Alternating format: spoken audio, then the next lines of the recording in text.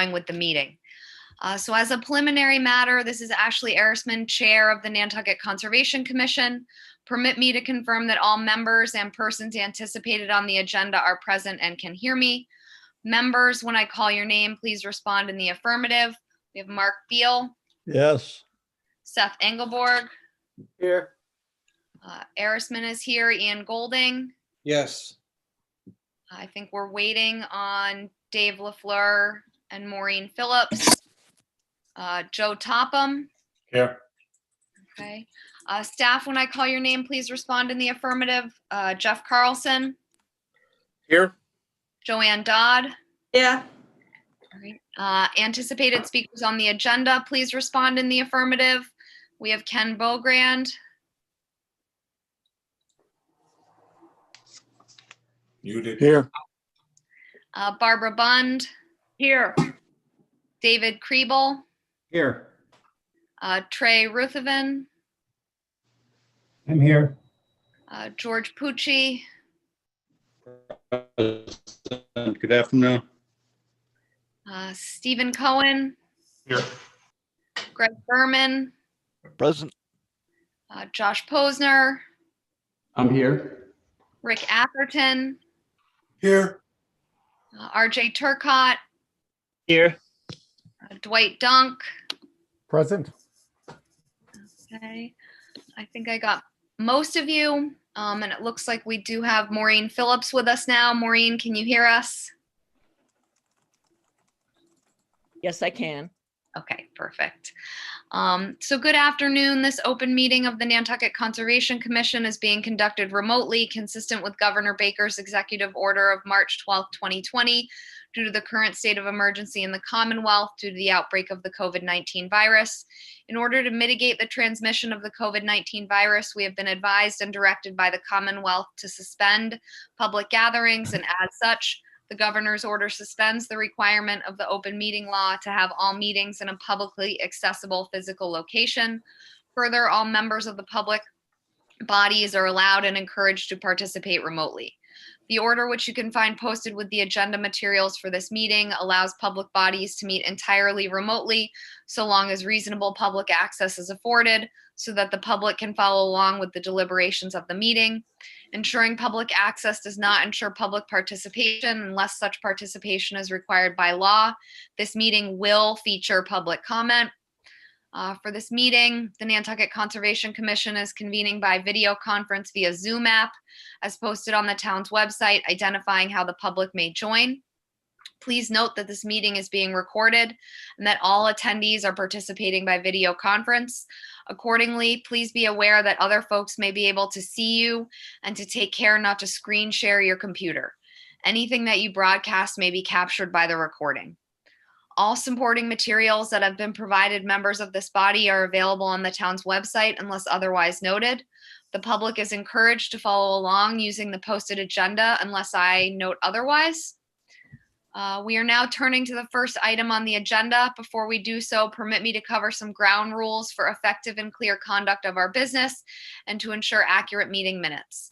I will introduce each speaker on the agenda. After they conclude their remarks, the chair will go down the line of members, inviting each by name to provide any comments, questions, or motions. Please hold until your name is called. Further, please remember to mute your phone or computer when you are not speaking. Please remember to speak clearly and in a way that helps generate accurate minutes.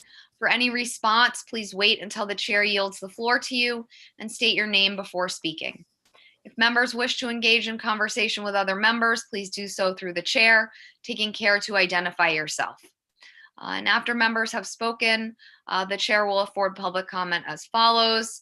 And it will be a little bit different tonight, but staff will activate public comment on YouTube. Members of the public who have comments or questions can use this feature to communicate with the public body. And instructions are on the town's website. And the chair and/or staff will do their best to address questions and comments. Finally, each vote taken in this meeting will be conducted by roll call vote. So with that, we will open the meeting with public comment on items that are not being heard this evening.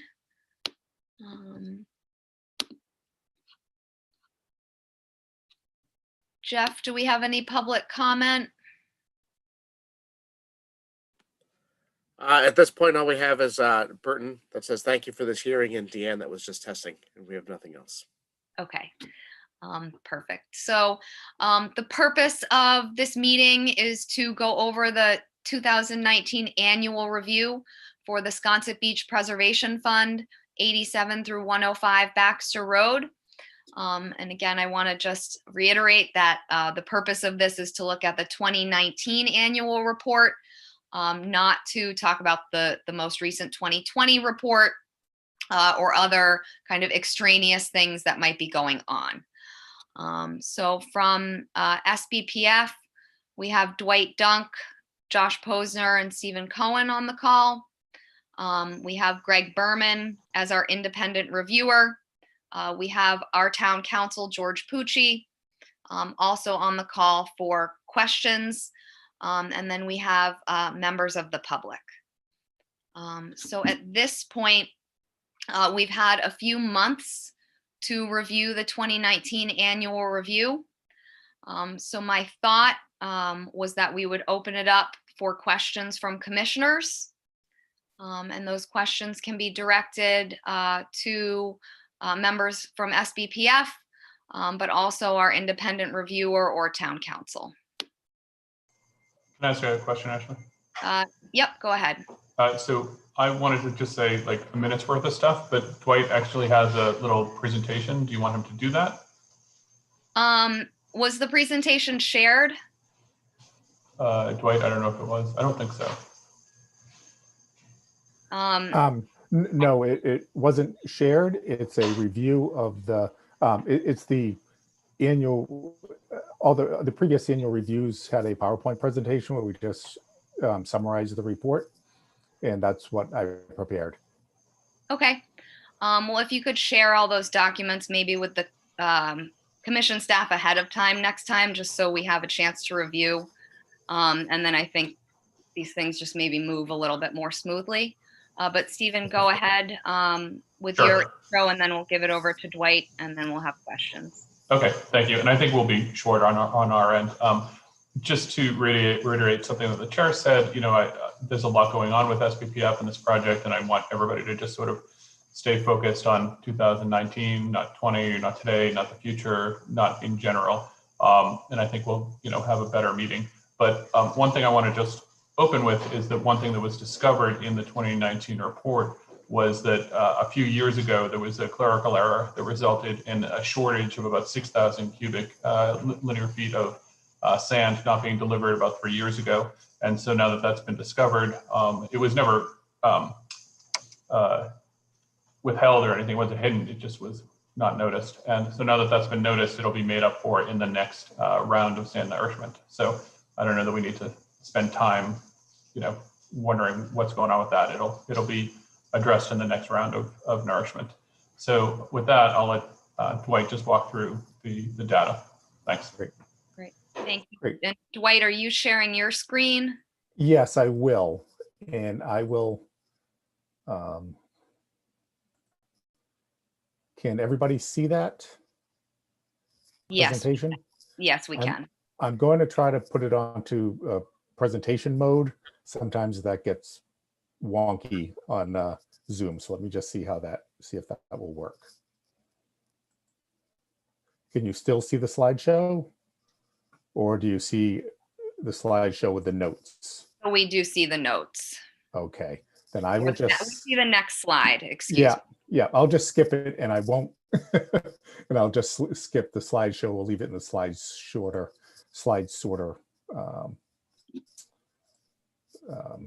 mode, if that's okay with you all. Yes, I think this is a fine view. Okay, that's fine, as long as everybody can see everything. Thank you, Madam Chair and members of the commission. As Stephen mentioned, and you reiterated that, you know, this is the 2019 annual report review. And this has been pretty much every year since the project has started. The outline, we're trying to keep it brief.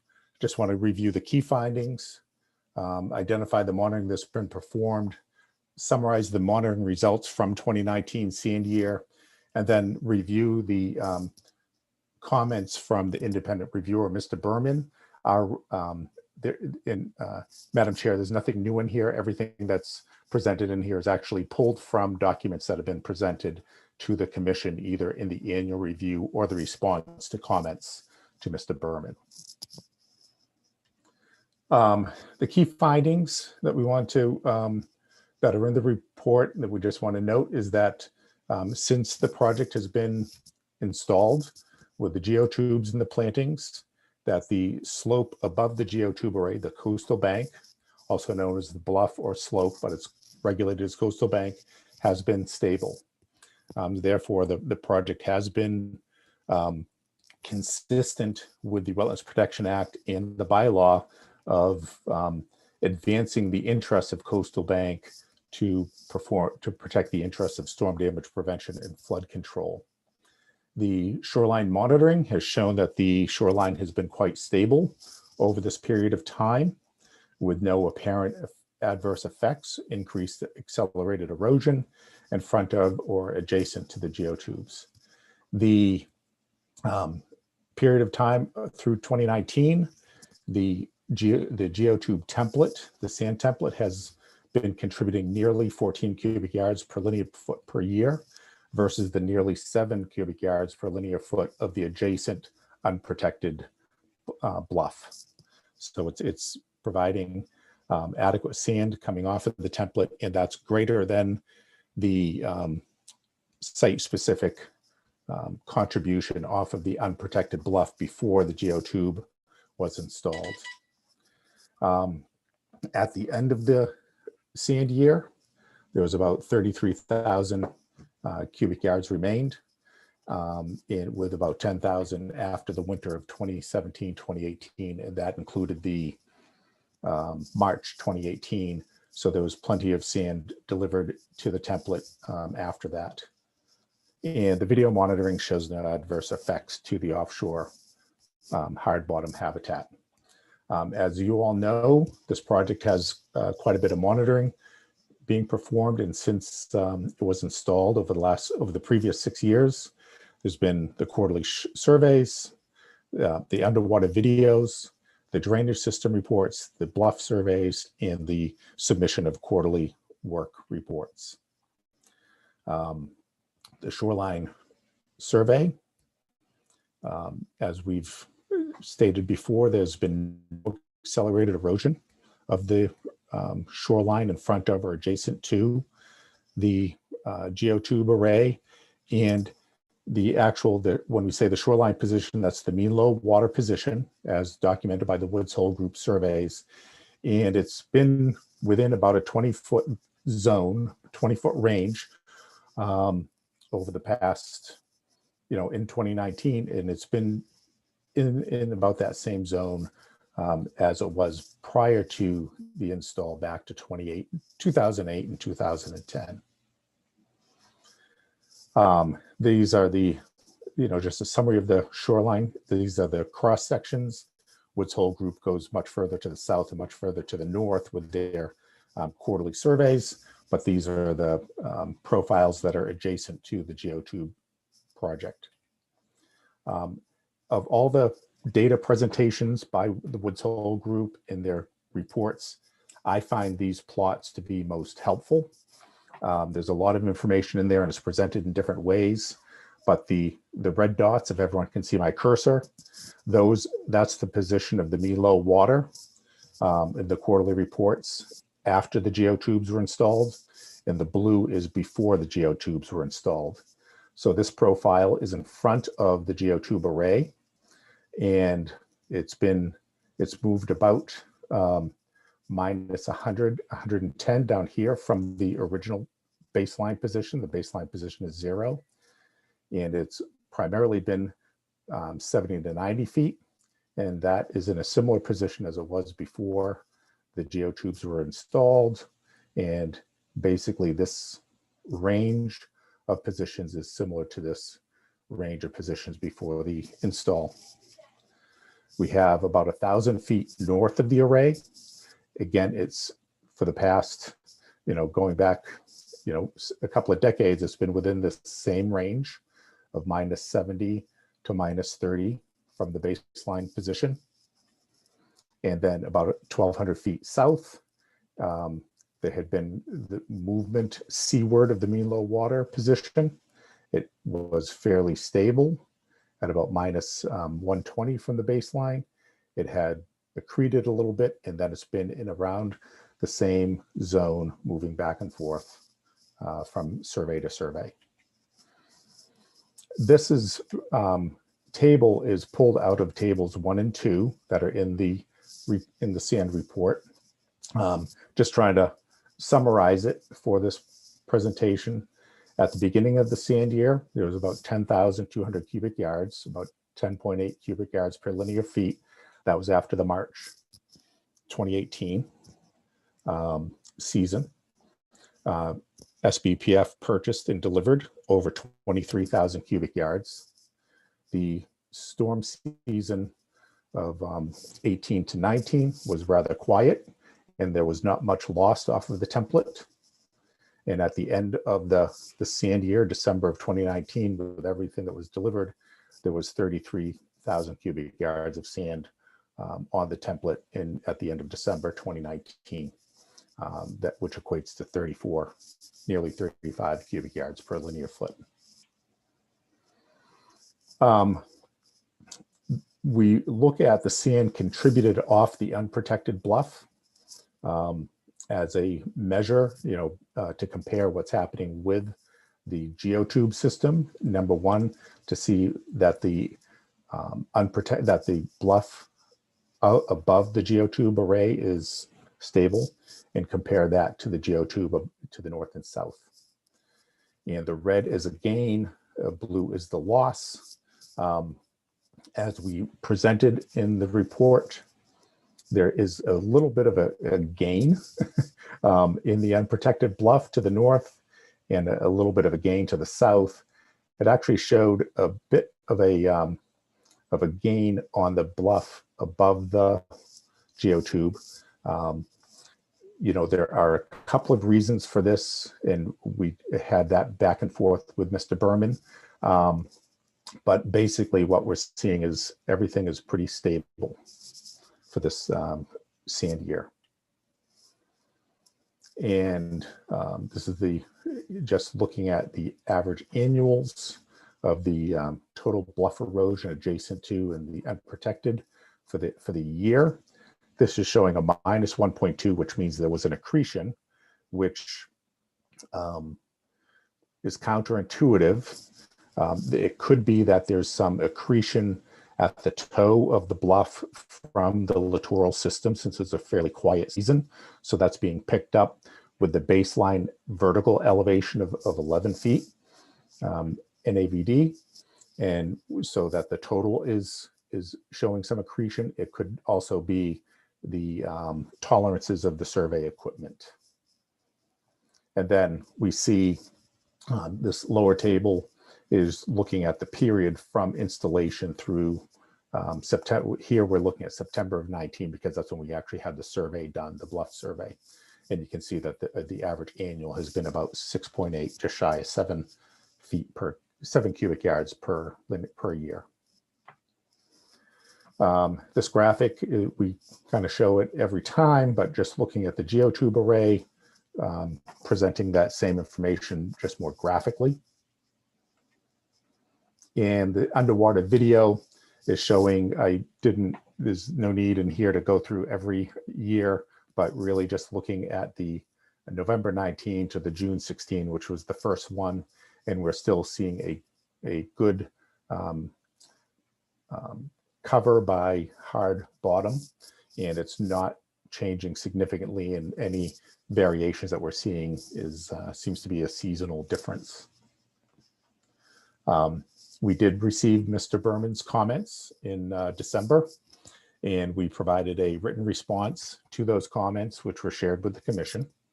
And I'm not going to go through our whole document. I just wanted to hit on 3 pieces, 3 major points that were brought up in the review, which is the sand volume, the bluff monitoring, and the shoreline monitoring. And as Stephen mentioned, as we presented in the annual report, that there was a deficiency at the end of the 2018 sand year that was presented. We also, in preparing this 2019 report, we noticed that there was an error, and it was in the 2018 sand year, that there was a 6,000 cubic yards shortfall that was not carried through in the spreadsheet. And that is what results in the 16,000 cubic yard shortfall now. It's going to be easier for me to go through this looking at the table, but what I wanted to say here was at the end of the 2018 sand year, that documented about the 12,682 cubic yard deficiency. And SBPF, looking at that for the 2019 sand year, sought to and secured over 33,000 cubic yards of sand to make up for that deficiency and to deliver the 20,000 cubic yards for the 2019 sand year. So that was 23 plus cubic yards of the various sources from the island, plus the about 10,000 cubic yards of the Pulpus Harbor. And had all that been placed in 2019, it was purchased and secured, there would have been essentially no deficiency as we understood it going into the sand year. This is just to show what happened is there was a minus 6,000 cubic yards shown in for the 2018 sand year. And then as we were doing preparing the 2019, this is the 2018, then that wasn't carried forward. So in 2018, it showed that there was a 12,000 cubic yard shortage. And that's what SBPF was designing for, planning for 2019. We noticed that error. We fixed it for this 2019 annual report. That meant that the 2018 was more like 18,000 plus cubic yard shortage. And as we go through, they added 23,000 in 2019, and we're still with a 16,000 cubic yard shortage. And that 16,000 cubic yards is the sum. I'm using round numbers here. You can see all the facts that are in the table, but that round number is comprised of the error of the 6,000 cubic yards and the inability to place the 10,000 cubic yards of Pulpus sand. But the plan here all along was in 2019 to bring it up to where it was supposed to be and have no deficit.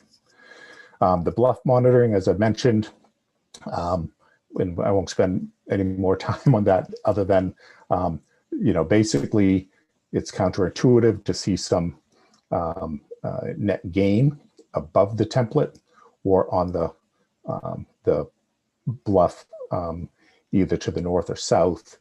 The north or south, as I said, could make some sense because of the littoral system depositing sand at the lower elevation of our measurement. We look at elevation 11 as the baseline and measure up. So that could account for those areas. The bluff above the geotubes does not make, it's counterintuitive.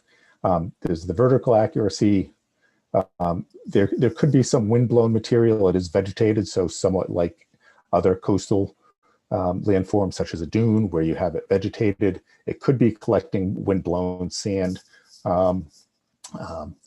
as another piece, but it's also looking at the vertical accuracy accounts for a lot of it. And but the most important thing is that the bluff above the geotube has been stable. That's the takeaway that I have from this.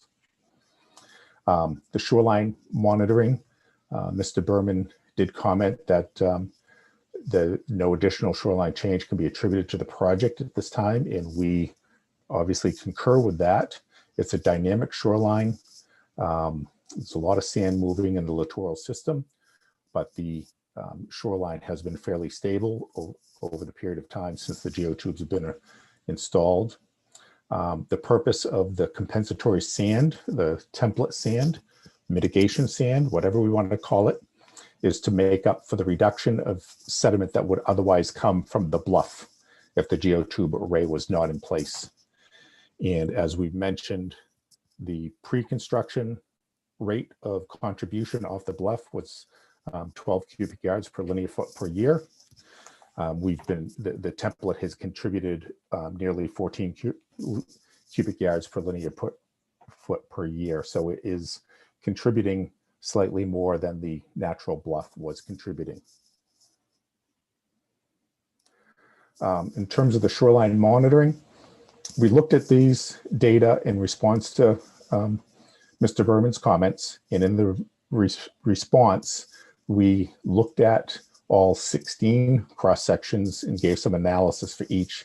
I just wanted to look at a few in this presentation. And what we did was look at the line of best fit. Now, this is from the Excel calculating it, to look at the line of best fit and compare the lines in the slope, remembering high school math of y equals mx plus b, with m being the slope, and the slope suggests the rate of change of the shoreline. Again, these dots are the position of mean low water. And so when I talk about accretion, that means the mean low water is moving landward, or erosion, the mean low water is moving, I'm sorry, I got confused. I mixed that up. Erosion is mean low water moving landward. Accretion is mean low water moving seaward. And these graphs, the way they're presented, the slopes are quite flat, but these are somewhat of an exaggerated scale. But what we're seeing here is about 1,000 feet north at profile 93. We actually see some positive slope. That means that there's been some accretion, that the mean low water has been moving landward. Prior to the geotube construction, there was erosion. It was moving seaward. It was moving landward. Here, 100 feet north, just north of the array, we see the slopes are about the same, but everything has been moved up a little bit. It's been a little higher. It's been a little more seaward here. In front of the geotube array, 91.5 is the only one that has pre-construction and post-construction. So we can see that, again, it's in about the same position. Slopes are very similar. And in 91.3.5, in front of the geotubes, it's been quite flat. So that means essentially no change since the geotubes have been installed. And then south of the geotube, again, at about 100 feet south, we didn't have one that's pre and post, but since the geotubes have been installed, we see accretion. And at about 1,200 feet south at profile 90, we saw quite a bit of erosion that had been occurring. There had been some accretion. And since it's been installed, the rate of erosion has been much slower, and it's been, of larger beach. So we're not seeing any adverse effects. We're not seeing the slope be steeper, and we're not seeing it further away from the baseline. So in closing, in terms of the Wetlands Protection Act and the bylaw, the interests of the act and the interests of the bylaw, in the coastal bank serving as a vertical buffer and sediment source to floodwaters, and the interests of coastal bank being storm damage prevention and flood control. The geotubes have stabilized the base of the bluff. The face has been stabilized through vegetation, and so it's continuing to perform those functions. The rate of sand has been greater than the pre-construction rate of sand contribution off the natural bluff, and it exceeds the amount of sand that's from the nearby unprotected bluff. At the end of the sand year, December of 2019, prior to the 2019-2020 storm season, there was about 34, nearly 35 cubic yards per linear foot. And again, we're not seeing any accelerated erosion of the shoreline landward movement of the mean low water erosion. We're not seeing that as a result of this project. So that concludes the presentation, and I just wanted to, that summarizes the report and what was in the report and in the comments, response to comments to Mr. Berman. Thank you, Dwight. So I think if you could end your screen share, I'll Yep, be able to see I'm everyone. just trying to find that so I can stop that. There we go. There we go. Perfect. Thank you. You're welcome. All right, so at this point, I will open it up to commissioners for questions. So we'll try and get commissioners' questions and comments out, and then we'll open it up to the public. So commissioners, do any of you have comments or questions at this point? And that can be for SBPF or Greg Berman, our independent reviewer, George Pucci, really anybody on the call. Mark? Thank you, Ashley. I have a non-scientific, I'm a layman on the commission, and I have not had the science background some other members have. So my question is from a layman's point of view. Around Nantucket on the North Shore and on the South Shore, there's been several armoring of the shoreline. It's not hard armoring. Well, in one case it was hard armoring, but in other cases there have been others that were not hard armoring. And in those cases, the resulting was on each side of it, there was some erosion, and the armored structure ended up sticking out quite a ways into the Atlantic or into Nantucket Sound. I see none of this in Sconset, and I don't see what the geotubes really have been doing. If the erosion is a steady rate along this shore, either the erosion has stopped or we haven't had a catastrophic storm, but I don't see what effect the geotubes have had over the last 6 years. Maybe you can help me with that, Dwight. Sure. I'll just step back in coastal erosion. We typically talk about the average rate, 2 feet per year, eroding at 2 feet per year, 4 feet per year. The period of record that we used in looking at this 900, nearly 1,000 foot of shoreline, which was about a 20 plus year record, it averaged nearly 5 feet per year.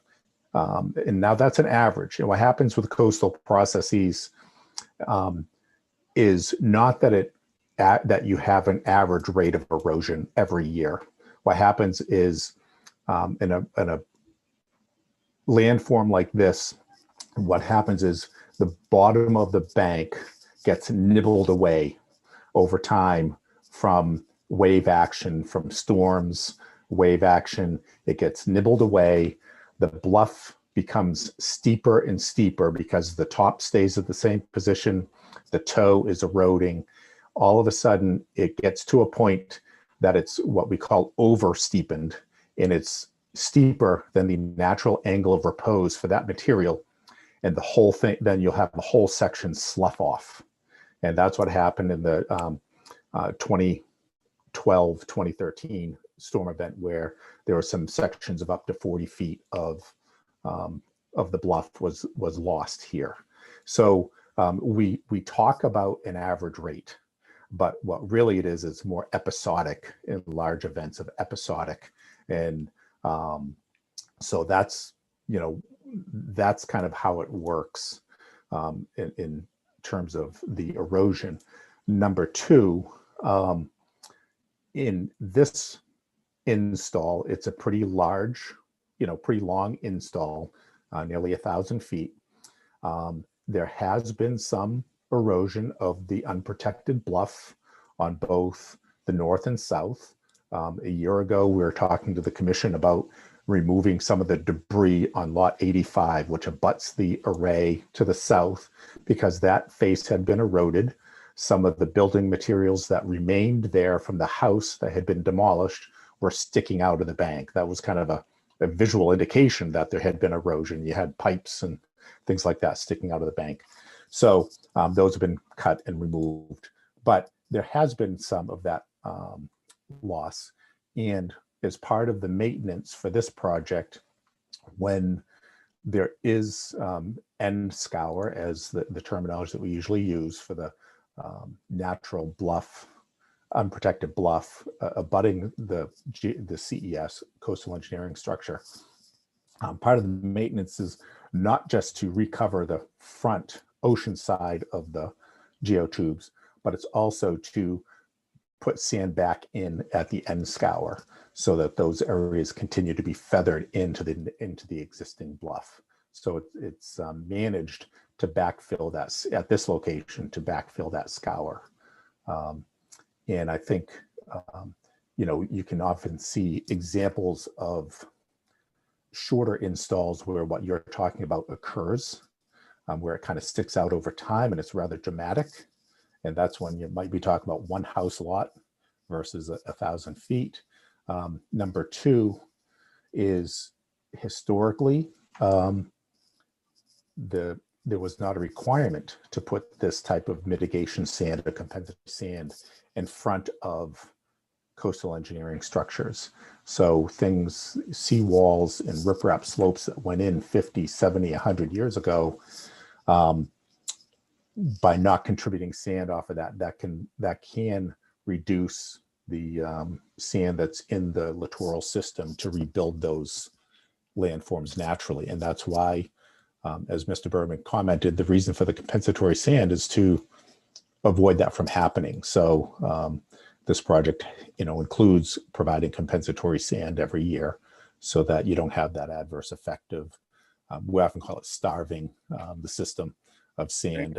I think there's so much sand here, I don't know if you can starve it, but certainly we can reduce the sand contributed off, and the compensatory sand avoids that. Yeah, thank you, Dwight. Okay, I'm sorry for the long-winded answer, but Good, thank you. Great. So, Seth? Thank you, Madam Chair. I have a few technical questions directed to SPPF that don't necessarily need to get answered tonight, but could get prepared for a future document. First of all, in looking at the shoreline change trend lines, I was wondering if you could provide the R² values of those regression analyses, because I'd be hard pressed to really say that anything is accreting, stable, or eroding without knowing the strength of that linear regression. So if we could get those values, that would be great. Secondly, I think that when shoreline position is being referenced, you're referring to it as the mean low water. But as I understand, we actually I think the value we're looking at is mean low water -5. So just making sure that that hasn't changed. If I'm wrong in that, someone can correct me. That's my understanding. And then third, I'm wondering if it's possible to get the subcontractor AirShark who did the aerial surveying either at a commission meeting or to send written questions to them, because I have a variety of technical questions related to how they ran their monitoring. And there's some differences. I believe they took over in 2017. There's some differences between the 2017, 2018, and 2019 surveys that need a little bit more analysis than what was presented in the document. I do find that as time goes on, the details provided are much more specific, so thank you for that. But there are just a few technical questions that I'd like to present to them, having a background in aerial orthomosaic and also in LiDAR-based photogrammetry. Madam Chair, if I can just respond to one of those three. Yep, go ahead. Yeah. Dwight. Yep. 1 and 3, I can get back to you on that.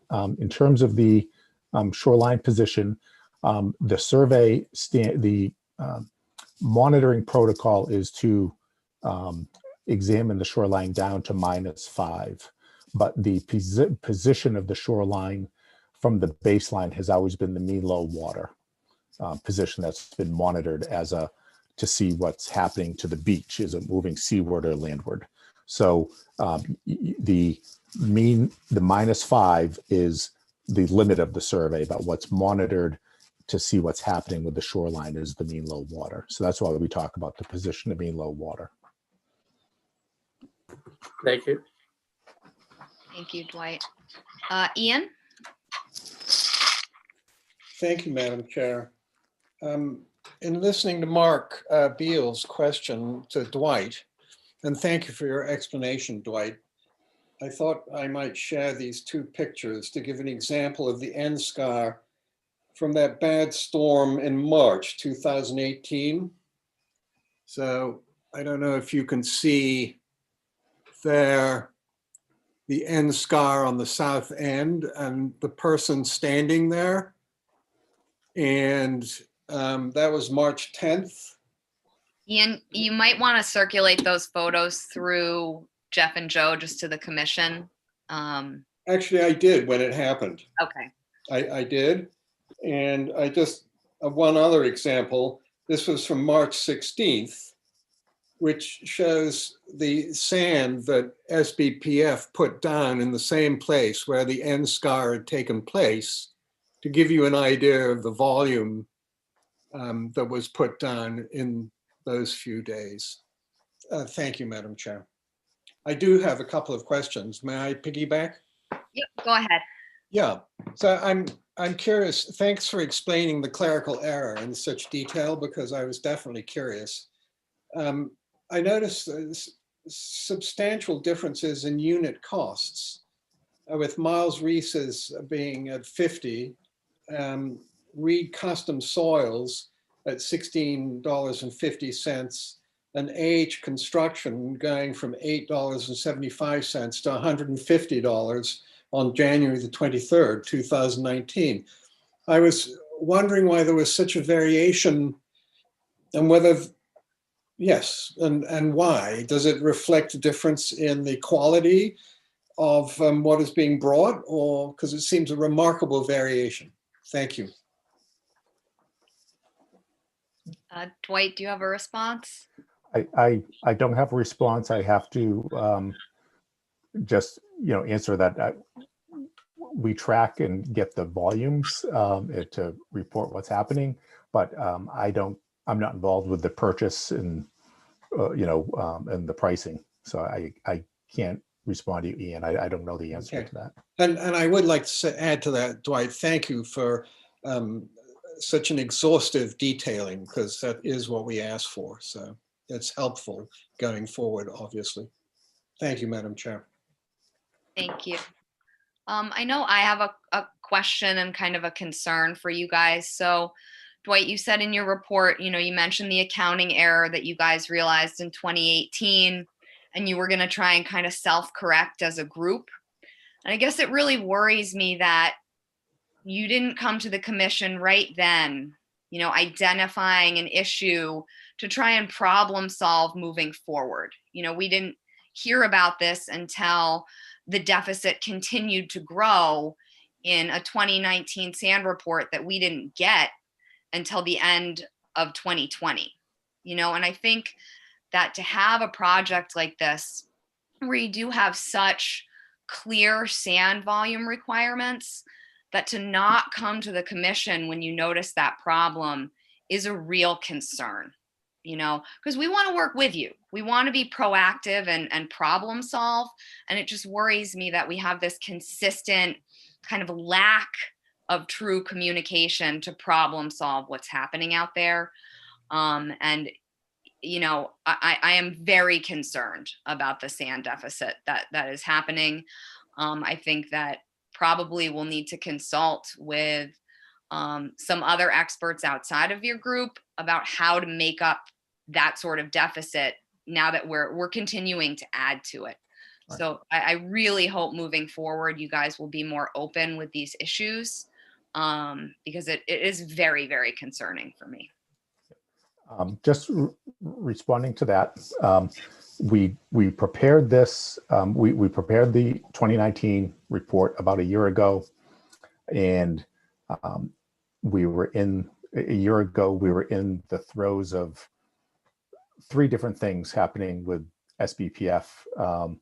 We're still addressing and dealing with the topsoil contaminated sand. We're dealing with the initiation or the first stages of the COVID and trying to coordinate how to get, working with the town emergency folks to get permission and figure out how to get out there and do work to get the sand covered, to get those exposed geotubes covered. I think if we were to look back at our call logs and things like that from a year ago, I think we're having communications with the town, both the emergency folks and the Conservation Commission on a weekly basis in February, March, April of a year ago. And then I know we started working on the working group, but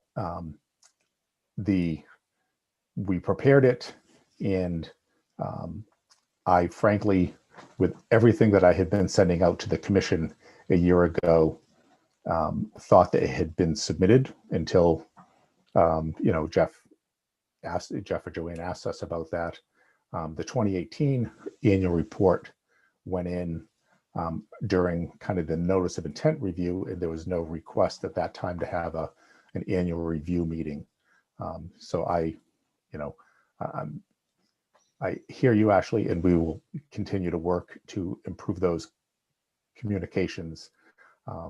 But basically, I think a year ago, I thought it had been submitted, and there was no annual review for the 2018 sand year, and with everything going on, I didn't realize, I didn't notice that that I hadn't gone in until Joanne and Jeff commented on it. Thank you. And I appreciate that, Dwight. But again, you guys kind of, even before the report was supposed to be turned in, you identified the sand deficit. And even without the annual report, that deficit is a large enough issue to be reported. It's a clear failure criteria in your permit. So, these things are very important to discuss in front of the commission. And I understand that you want to improve moving forward. Seth? Thank you. I do have a question related to the deficit that potentially is for Mr. Dunk, maybe for Jeff Carlson, or maybe for Mr. Berman. How I understand the deficit is that it's helpful. It's a necessary and helpful gesture on behalf of SBPF to say they're going to make up for the total deficit in 2020. But really the issue is, it's not an issue that happens in totality. It's an issue that needs to be referenced every year. So if there's a deficit of sand on the face of that bluff in any given sand year, that's less material that's available to be contributed to the littoral system. So I guess just, is there any way to analyze, it might be a theoretical question because it's in the past, but is there any way to analyze the impact of the deficit being had in that one year rather than in total? I understand you'll make up this year for what was in deficit in 2018, but in 2018, having that deficit be there is still an issue. Right. I just want to step back in the operation of the sand template and how the sand template is operated relative to erosion events and contributing sand into the littoral system. I know I've said it before, and I apologize for redundancy, but the template itself is essentially the on-site stockpile of sand.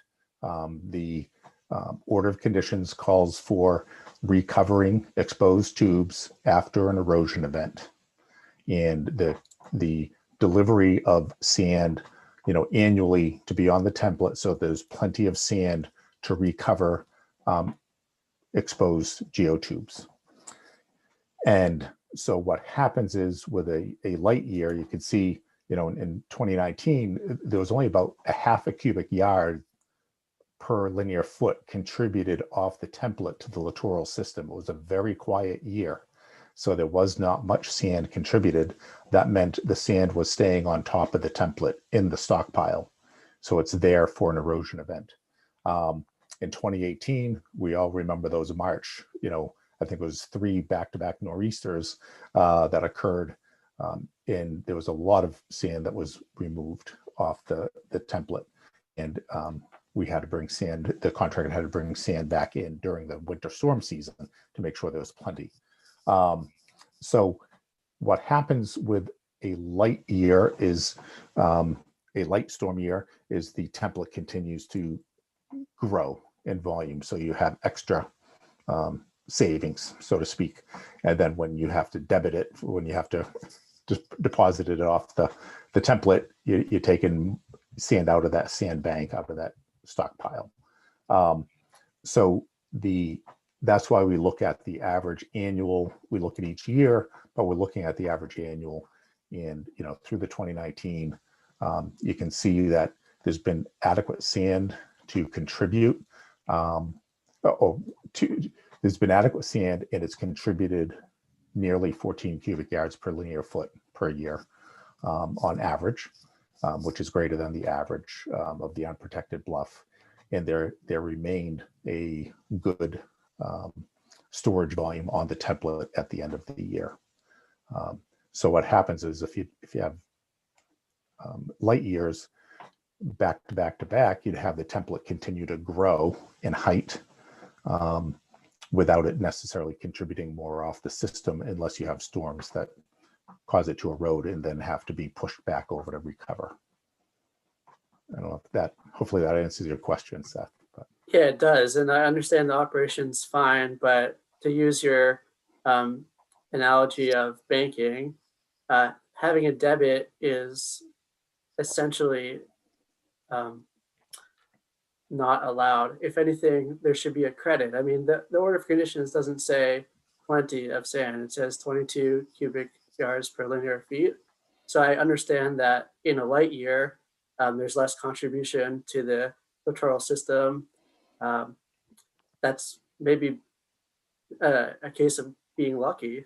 And I understand that we don't necessarily need all of that sand there because some of it's not being contributed, but it's much, I guess, more reassuring in the eye, or at least in my eyes, to have a credit you can take from extra sand available there, that, or at least meeting the minimum annual requirements, than debiting at a level that's less than the annual requirement, but happen to be okay due to environmental conditions. So I understand the operation just fine, but the logistics, I'd just like to see it more to what the order of conditions says moving forward.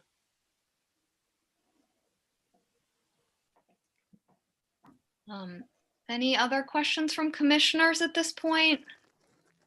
Maureen? Oh, you're muted.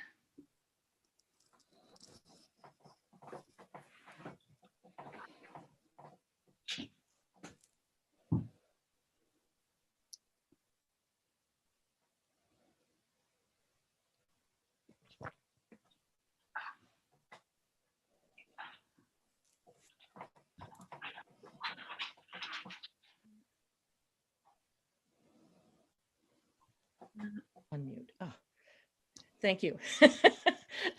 I had a different screen on and I was having trouble getting back to the Zoom screen. I have a couple of questions for Mr. Berman, if I may, because these are in reviewing Mr. Berman's commentary on the 2019 report, and then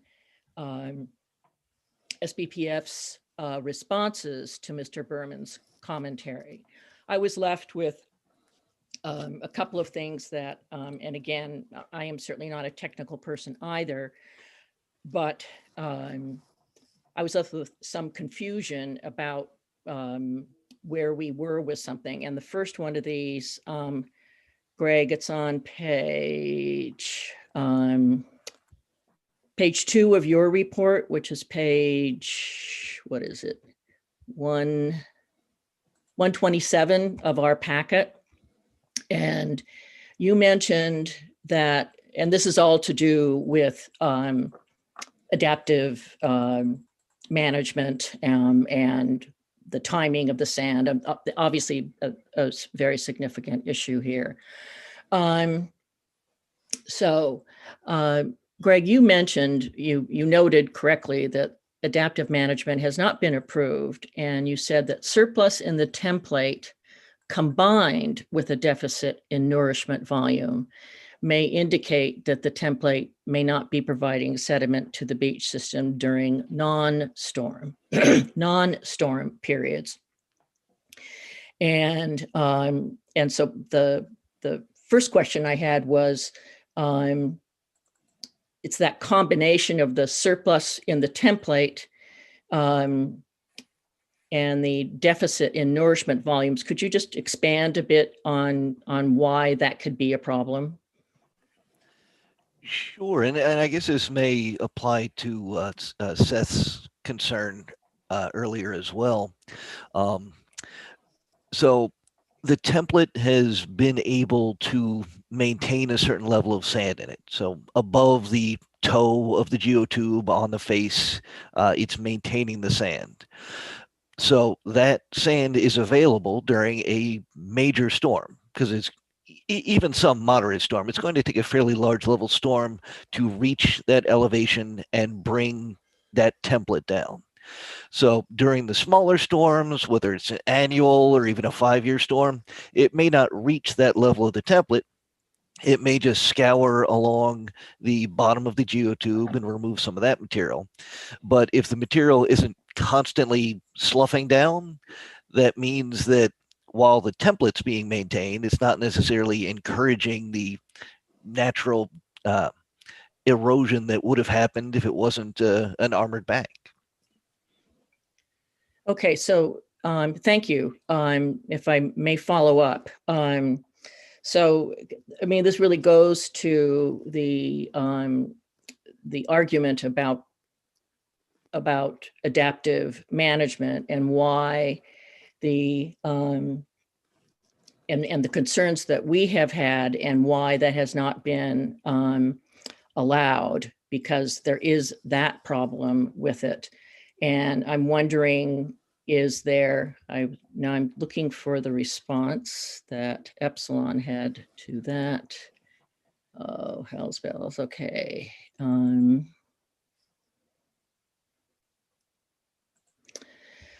so the, so if I can now switch over for a minute to Dwight, that the, what is your response to that point of Greg? Because I really didn't see an explicit response to that in your comments on his response. So could you just tell me what you think of that that position? As Mr. Berman commented, that the purpose of the compensatory sand is to make sure that there's adequate sand being contributed to the littoral system with a CES, so that there's not a loss of sand within the system. And so therefore, by making sure there's adequate sand every year on the template to recover exposed tubes after storm events, so that for the next storm, there's sand available to be washed away. And SBPF has been doing that. When we look into the details of the Malone and McBroom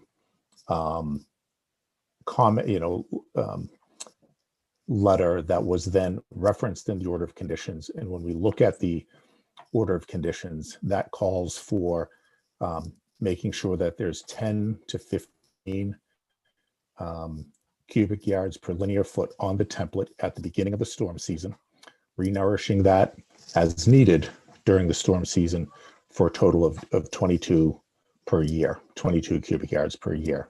So I think what that condition and what Malone and McBroom was saying is you want to make sure that there's at least 10 to 15 cubic yards per linear foot on the template so that as the storms that reach the template, the low elevations of the template, as I said, use the term nibbled away, but it removes the sand in front of the lower tiers during a storm, which is what it's supposed to do. Then the contractor comes back and recovers that exposed geotube so that there's sand for the next storm. And, so that's the way that the order is written. And that's how Malone and McBroom kind of wrote it. SBPF has generally been trying to get more than the 10 to 15 cubic yards per year, at the beginning of the storm season. And, working, like I said, in this 2019, the deficit that was understood at the beginning of that storm after the 2018 year for the 2019 sand year, really trying to bring that up and have that there was no deficit and there was extra on the template. But, so the fact is there needs to be enough on the template so that the geotubes can be recovered after every storm. And to date, that SBPF has done that, and there continued to be excess sand on the template at the end of each storm season, and plenty of sand on the template at the beginning of each storm season.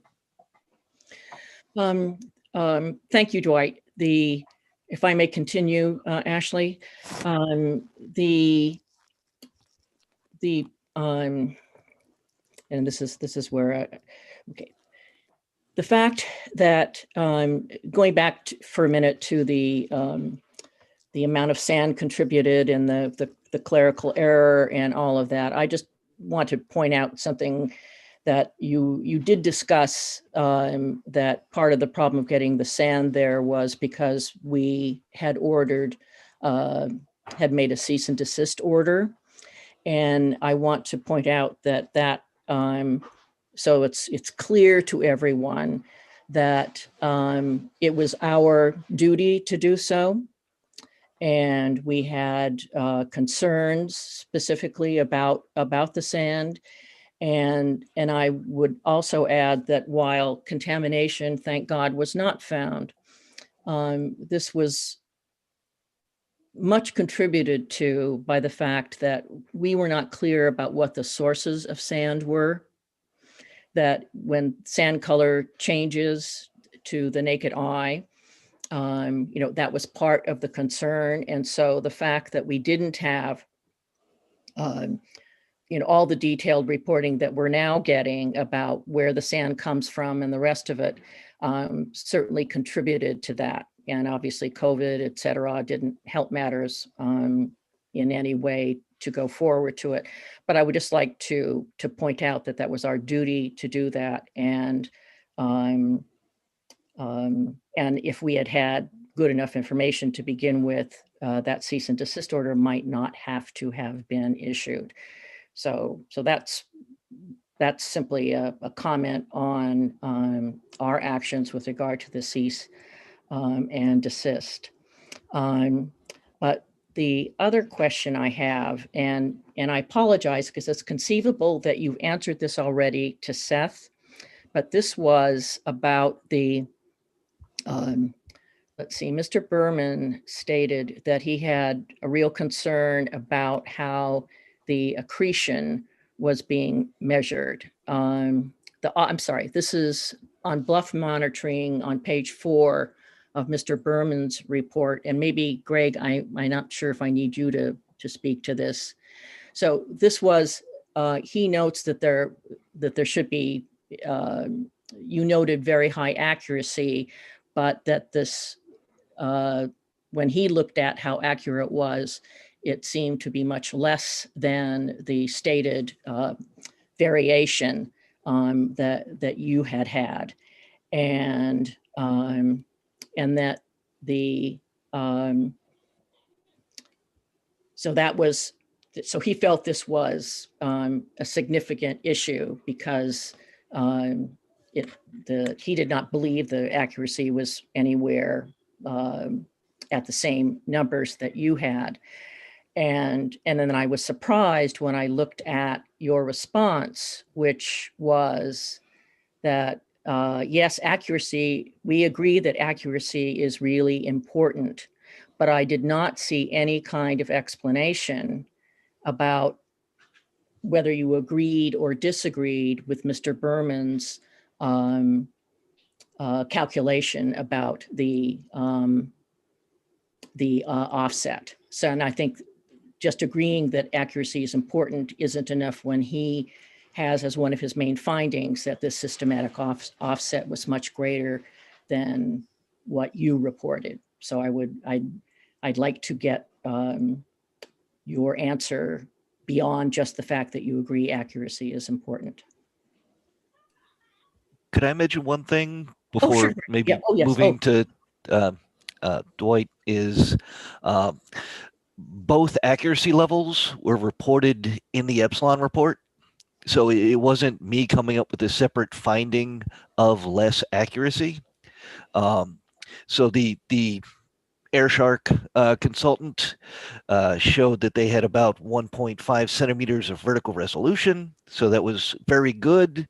And also, if not standard, certainly expected for that type of instrument. And then further in the Epsilon report, they talked about really the bluff accreting, which is not it doesn't make common sense in some areas. So looking at that, they reported that it was 11.3 centimeters. So maybe that would be a vertical accuracy range. So this might be a little bit of, AirShark said it was very good, but we're not actually seeing that. And it may be related to the vegetation that was mentioned earlier and a few other things that AirShark didn't take into account. But just that I didn't come up with all the accuracy numbers myself. It's all within the various reports. Oh, thank you, Greg. And maybe I think that really answers my question. And I'm sorry that I misunderstood kind of what you were doing there. But it does seem that given the accuracy of having drone reports, that is a way to kind of clean this up. I'm not quite, if you would, to get better answers to, to this issue. Is that fair? Greg, I'm sorry, I'm speaking to you now. I'm sorry. So yeah, I think I kind of talked about this a little bit in the report, is really narrowing down what that vertical accuracy actually is, because while, overall, I think the statement is it was relatively stable on the bluff. That's because the plus or minus is within a relatively large range, several inches versus just, like 1 inch or so. So if the accuracy is at that level, kind of sharing that information with the volume estimates of the contribution from the bank, you can do, plus or minus a certain range, which, maybe it is getting a little academic at that point, but if you have a certain volume required and you can only say for sure you're plus or minus 10, 15%, that's up for the commission to decide whether you're going to take the mean estimate, or you want to be more conservative and make sure it's within the error estimate. Okay. Thank you very much, Greg. I think I'm finished now. Thank you. Dwight, do you have a response? Sure, Madam Chair, thank you. Commissioner Phillips, one of the things that we seeing Greg's comments, and I just have a couple of things to say is, number one, I have to take information about the accuracy from the vendor from them. They know their equipment and the tolerances and whatnot. What is interesting for the 2019 year is that the bluff above the geotube actually showed, based on the survey, showed accretion, which is counterintuitive, because where's that sand coming from? Maybe it is some windblown sand that's coming in. When we see the accretion, that, like I said, being counterintuitive, we're trying to understand why.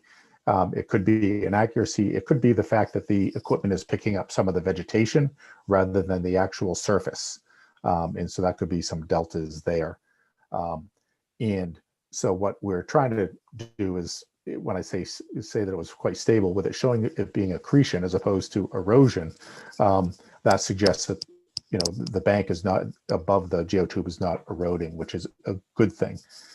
One of the other comments from Greg was going forward was taking that vertical accuracy and using that to convert to a volume. So you take that vertical measure times the across the face of the slope to give a volume. So it becomes a plus or minus that we compare, because we're looking at volumes and then trying to go to vertical accuracy. And I think Greg had a very good point there, is for us to look at that in a volumetric way rather than just the vertical height way. And that way we can compare going forward. And that's what we've done for the 2020 report, was we took that vertical, looked at it across the face to come up with a volumetric in terms of accuracy. And that way we could compare the change that we observed to the volume range that we would expect. So I think Greg had a good comment there, and that I think that's a good way to do it going forward. Thank you, Dwight. Ian, you had your hand up a while ago, and then Seth, I think you did as well. Well, I did, Madam Chair, and just to the extent that that we seem to be going around in circles to a certain extent, because as was discussed in great depth last year, there's actually only roughly 7 cubic yards per linear foot available on the face of the geotubes at any given time before a storm. And so I've lost count of the number of times that has been stripped off and during a storm, and then there is no sand available from the geotubes until the end of the storm event. And then it is pushed down from the top of what I call the template. So I just think for people who are watching this, that they need to realize that there's regularly a deficit from that length of geotubes of contribution into the littoral system during storms. And I don't know, I did email those 2 pictures to give a good example to Jeff. I don't know if they're available for you, Jeff, to put up to show the end scar in March and how much sand was put down. I'm trying, Ian. I just got to get them off my email and get them on. Oh, thank you. Just give me a minute. Can I respond to that briefly?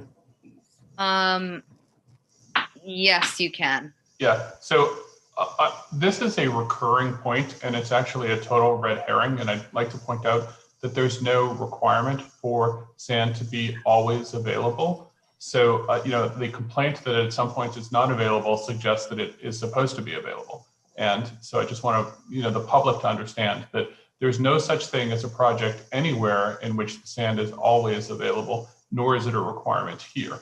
So the suggestion that there are times when it's unavailable shouldn't be seen as a negative. And in fact, in this case, the system that's here actually provides sand much more available than other systems that would have it less available. So although what Mr. Golding is saying is true, I just want people to understand it in the context that it's not outside of the requirements of the permit. Thank you. Thank you, Mr. Cohen, because as you say, it is true. And this is one of the fundamental failings of hard armoring, as like the geotubes that don't have sufficient sand to add into the littoral system. If the geotubes weren't so high so that during a storm event, sand could be taken off the top, then that might be a better system. But I want to make it's not a red herring in the slightest. It's a statement of fact of what happens. Thank you, Madam Chair. Do you have that available, Jeff? Thank you, Ian. It looks like he's. Yeah, I can try to put those up if people would like. Thank you. Okay, yeah, Jeff, why don't you put them up quickly if you can. And I do have to say, I agree with Ian as far as sand availability. So that shows the end scar, and also it shows clearly the peninsular effect that Mr. Berman has been alluding to, that there's a huge difference. And then to give you an indication of how much NSCAR there was, that shows the sand that was put down the next week. Thank you. Thank you, Ian. Thank you, Jeff. All right. Seth, you had your hand up. Thank you. Just getting back to the aerial survey information. I don't want to take up too much time because I know a lot of people have things they want to ask or comment on, but this is why I would like to talk directly to AirShark. 1.5 centimeter vertical resolution is considered professional survey grade. 11 centimeter, not so much. I know that in the last 2 years, I know this is supposed to be about not 2019, but I read the 2020 report too, that they're are using the arrow points with the RTK, real-time kinetic GPS, which is really nice. But in 2018 and 2017, there were some differences in the monitoring. And I know at one point there was monitoring being done by LiDAR and RGB orthomosaic processing. And those two processes actually give different elevation models. One takes into account the vegetation and the other doesn't. So just getting before them to deal with some of these technical issues would be helpful. Thank you, Seth. Dwight? Yes, Madam Chair, just I know Stephen responded to Commissioner Golding. I just want to step back to that on 2 points. One is the order of conditions itself is written that it's understood during a storm event, sand will erode off the face of the geotubes. And it's specifically written that after an erosion event, that it gets recovered from the sand, that it gets recovered and it's used from the template. So it's understood that that's the way that the system operates in terms of recovering the exposed tubes after the storm event, so that it's there for the following storm. Number two, the mechanism for the mitigation by DEP and CZM is to look at these in an annual event. There are many projects across the state where the mitigation sand is put down once a year because it's looking at the annual contribution of the coastal bank for which the CES is installed in front of. And this project has the template that's there, and it is recovered after the exposed tubes are recovered after every storm event. So there is sand being put down throughout the storm season. It's not a one-time event, as in many installs across the state. And lastly, we do measure how much goes in, and as documented, we provided what goes into the littoral system each year, and then we look at it on the average. And as we can see, the sand coming off the template, off the CES on an annual basis, is greater than what the natural unprotected bluff had been contributing for this reach, and it's greater than the reaches just to the north and south. So this CES is operating as close to the natural system as possible, and it meets all of the standards that are set by the state, and it meets the procedures that are established in the order of conditions. Thank you, Dwight. So I'm going to say this, and I really want to be clear that I think using a statement like saying something's a red herring when a commissioner makes a comment or has a question kind of undermines and is a little bit rude to say. But Dwight, you just said it here that you have to put down a yearly amount to meet the system requirements, and you guys haven't. We know that you're running at a deficit. So not only have you run at a yearly deficit, but as Greg Berman pointed out, there's also an accumulation starting on top of the geotubes, which really is highlighting that sand isn't entering the system when it should be entering the system, and that could be causing issues. I know we've heard this many, many times before, but the reason the geotube project contributes more sand than some of the areas north and south is because that area was having the most significant erosion. it's further out and it contacts wave energy more readily than those other areas. So it should be contributing more because of its positioning. So I really worry about this. And again, I think that it's really time for SBPF to take ownership of some of these issues that the commission is bringing up and really try and solve them versus this constant, no, the commission's saying it's a red herring. No, we don't agree. Like really trying to move forward because again, our independent reviewer as well highlighted this as being a major issue. And I'm wondering if Greg Berman can maybe speak to that a little further about the lack of sand contribution and what that means potentially to downdrift beaches and to other areas that might be having adverse impacts. Can you answer that, Greg? Sure, can try to. So thinking about other projects around the state, Dwight's absolutely correct that most projects are based on an annual basis. In fact, some of the smaller projects may only nourish once every 2 years because the volume isn't big enough. They'll actually hold it back. And one of the rationales for that type of project is that we're looking at long-term averages. And as long as sand is put down over a longer time frame, it makes up for it. Now, why that may or may not work in this location, it's truly a statewide, very large project, right? So that's one reason why you can't wait too long to do it. When you're thinking about concerns about deprivation of material to the system, honestly, if you missed most of one year and made it up the next year, that may not have that big of an effect. I think more that it's a long-term not putting the required amount down, right? So I mean, it's not, if it happened one year and you made it up, I think that would be very reasonable to a natural system. Certainly storms don't happen every year. During a major storm, you're going to lose 5 years worth as opposed to an annual amount. So trying to make up for that.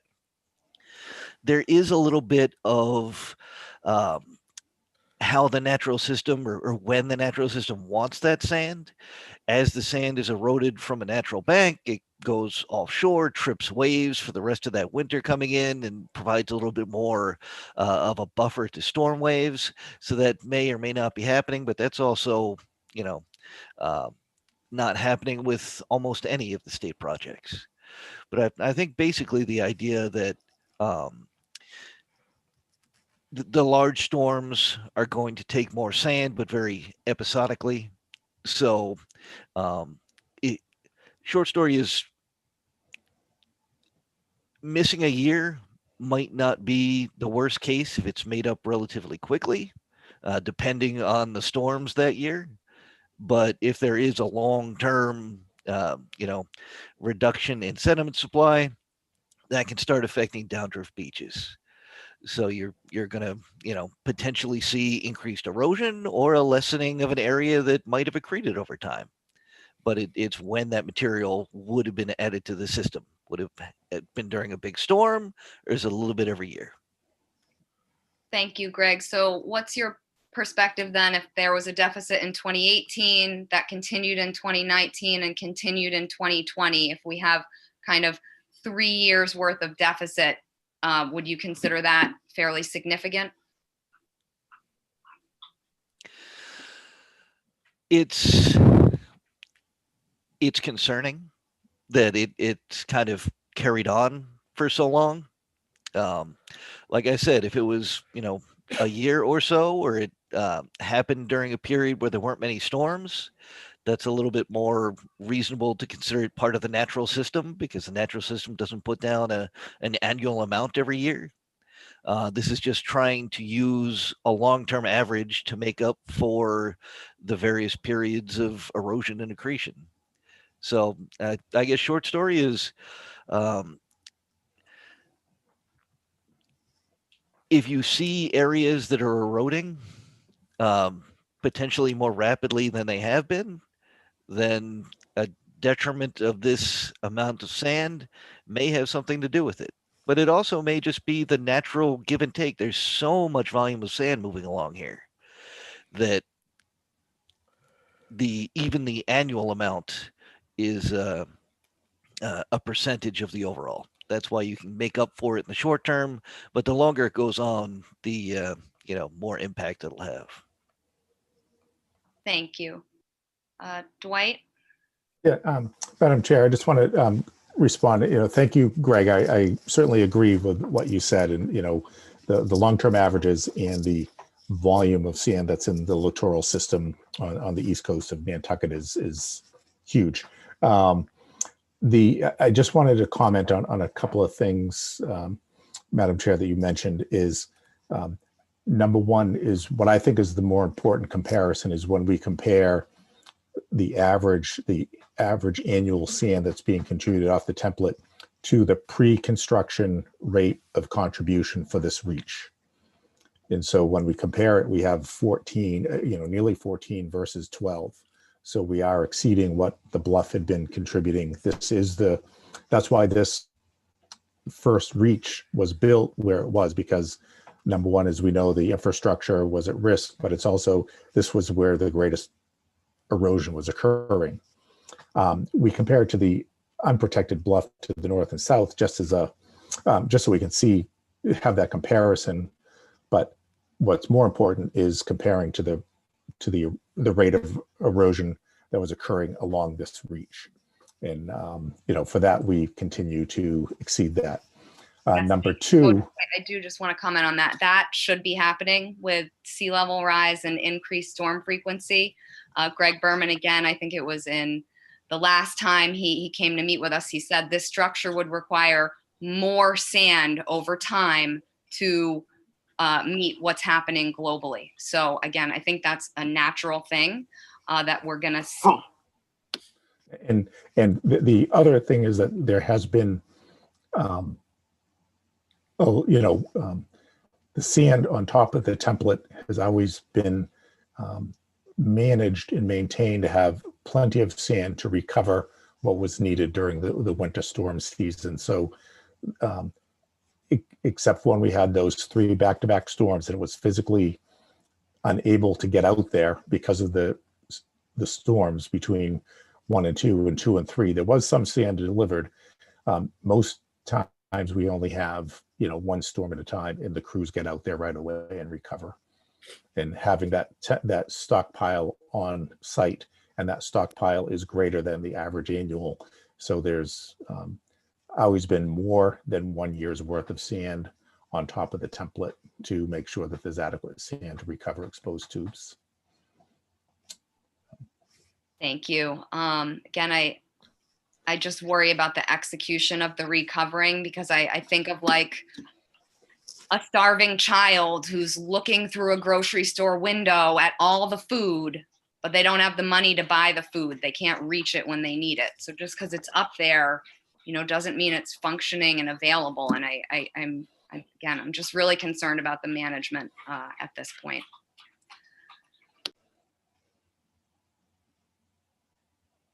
Sorry, any other questions from commissioners before we open it up to the public? Looks like no. So we will open it up to the public that's on the call first. Please raise your hand and then I will call on you to speak.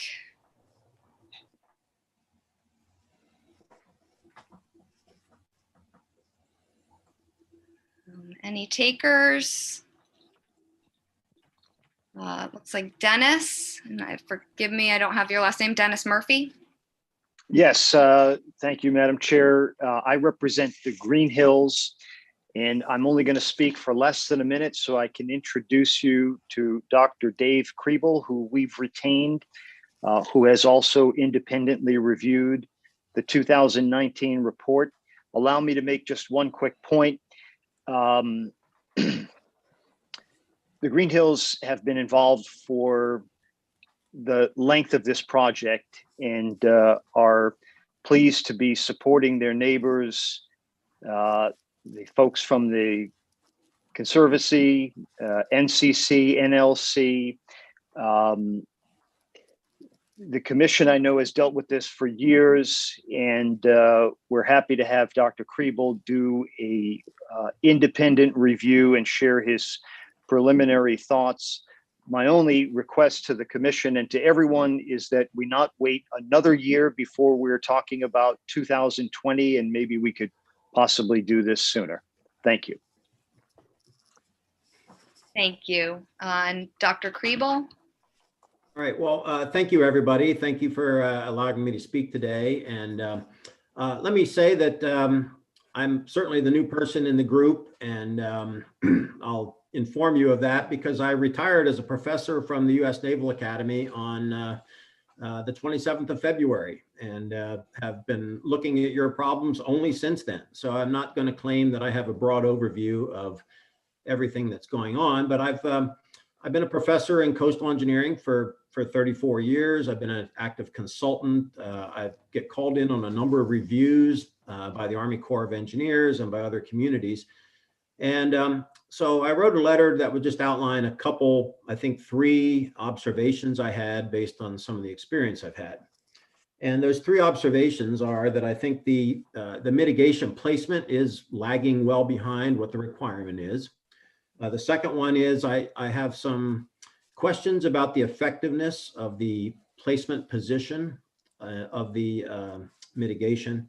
And third, I have some questions about adaptive management as it's being used here. So I think I'd like to share one graphic if I could, and I can share my screen if that's okay, but it's a graphic that's in my letter. Okay, go ahead and share your screen. So, so basically, a technique that we use in many other places when dealing with the impacts of something like this is to focus more on the cumulative rather than the month to month, year to year.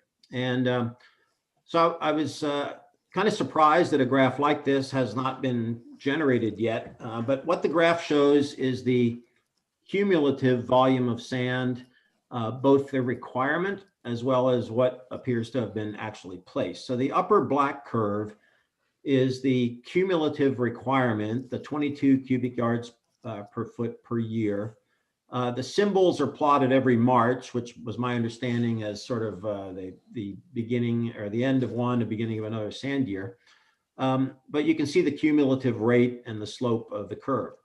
The red symbols are the cumulative placement volumes based on the annual report from 2019, again in a cumulative fashion. So you can see that in 2014 they placed more sand than was required.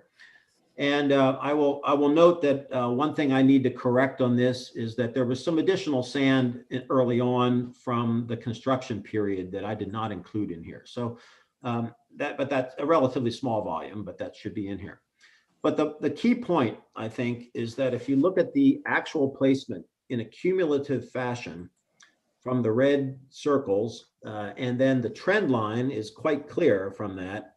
The trend line of actual placement is, I calculated the trend line at 13.4 cubic yards per foot per year. I think Dwight had mentioned 13.8, so I think we're in the same zone. But obviously this then shows the differential and the shortfall that is accumulating over time. And, you know, I think Greg mentioned it. I think an accumulation of a shortfall like this eventually is going to take its toll on downdrift beaches. And it may not be something that you see immediately because as you've said, it's a system with a lot of sand in it. But over the long term, this kind of a shortfall is a problem for the downdrift locations.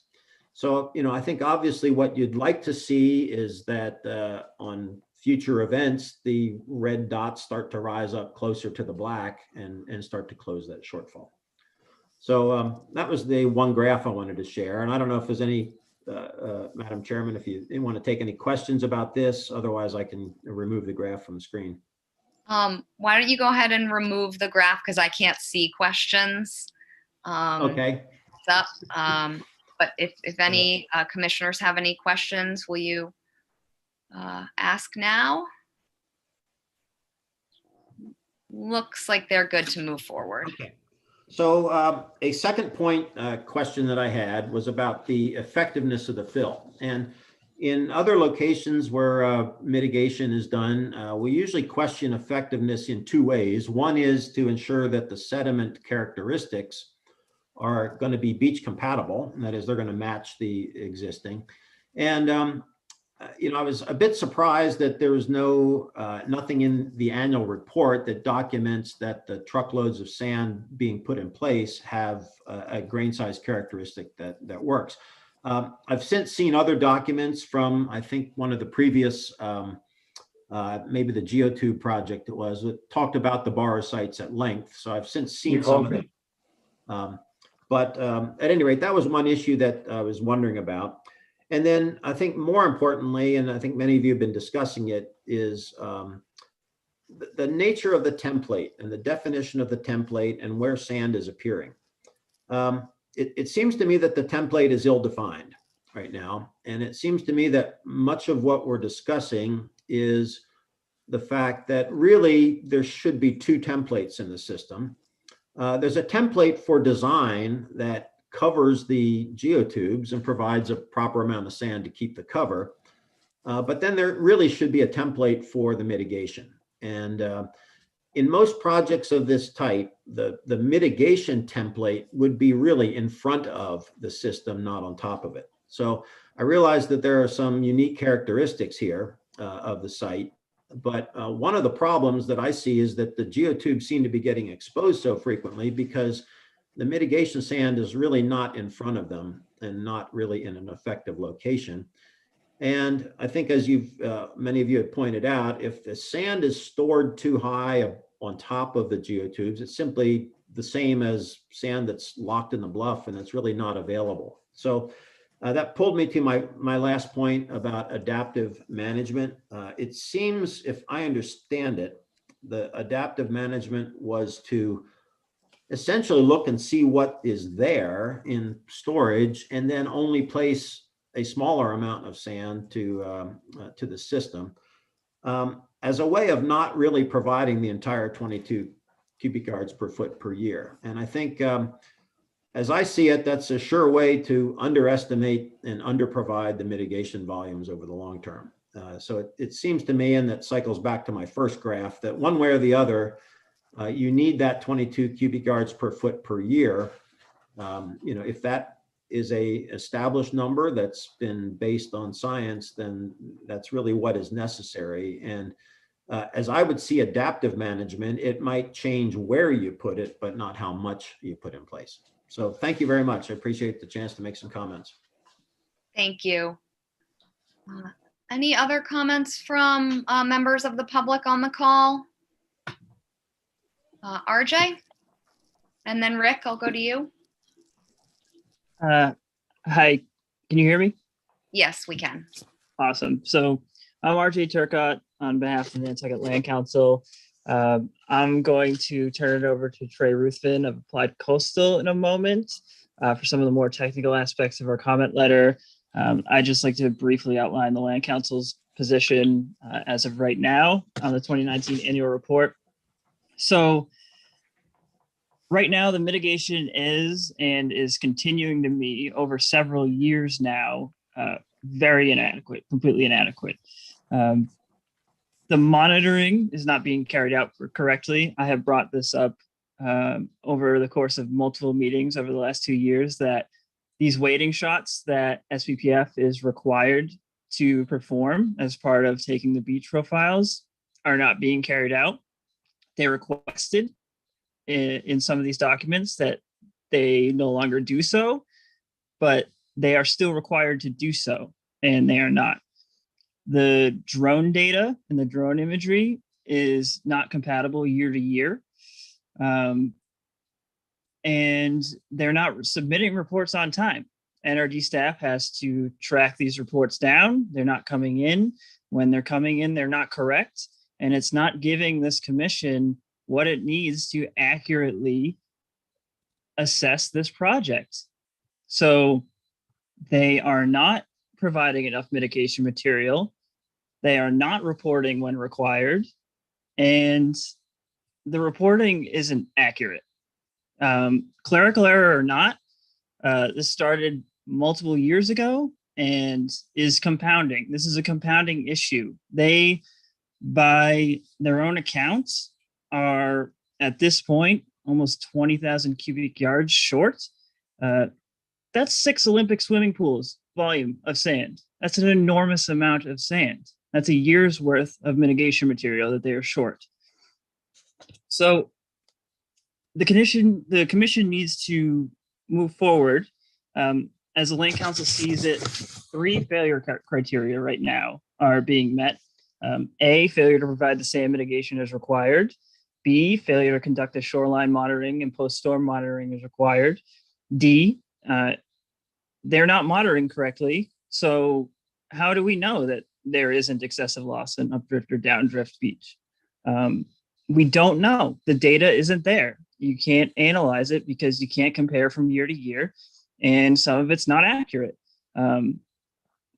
I bit my tongue in the meetings over 2019, the winter of 2019 and 2020, when we were meeting in regard to the suspect fill, that this was an isolated incident, that SPPF is acting in good faith and performing the conditions of its order of conditions as necessary, as they're legally required to. But this is compounding over multiple years. These are multiple issues over multiple years at this point.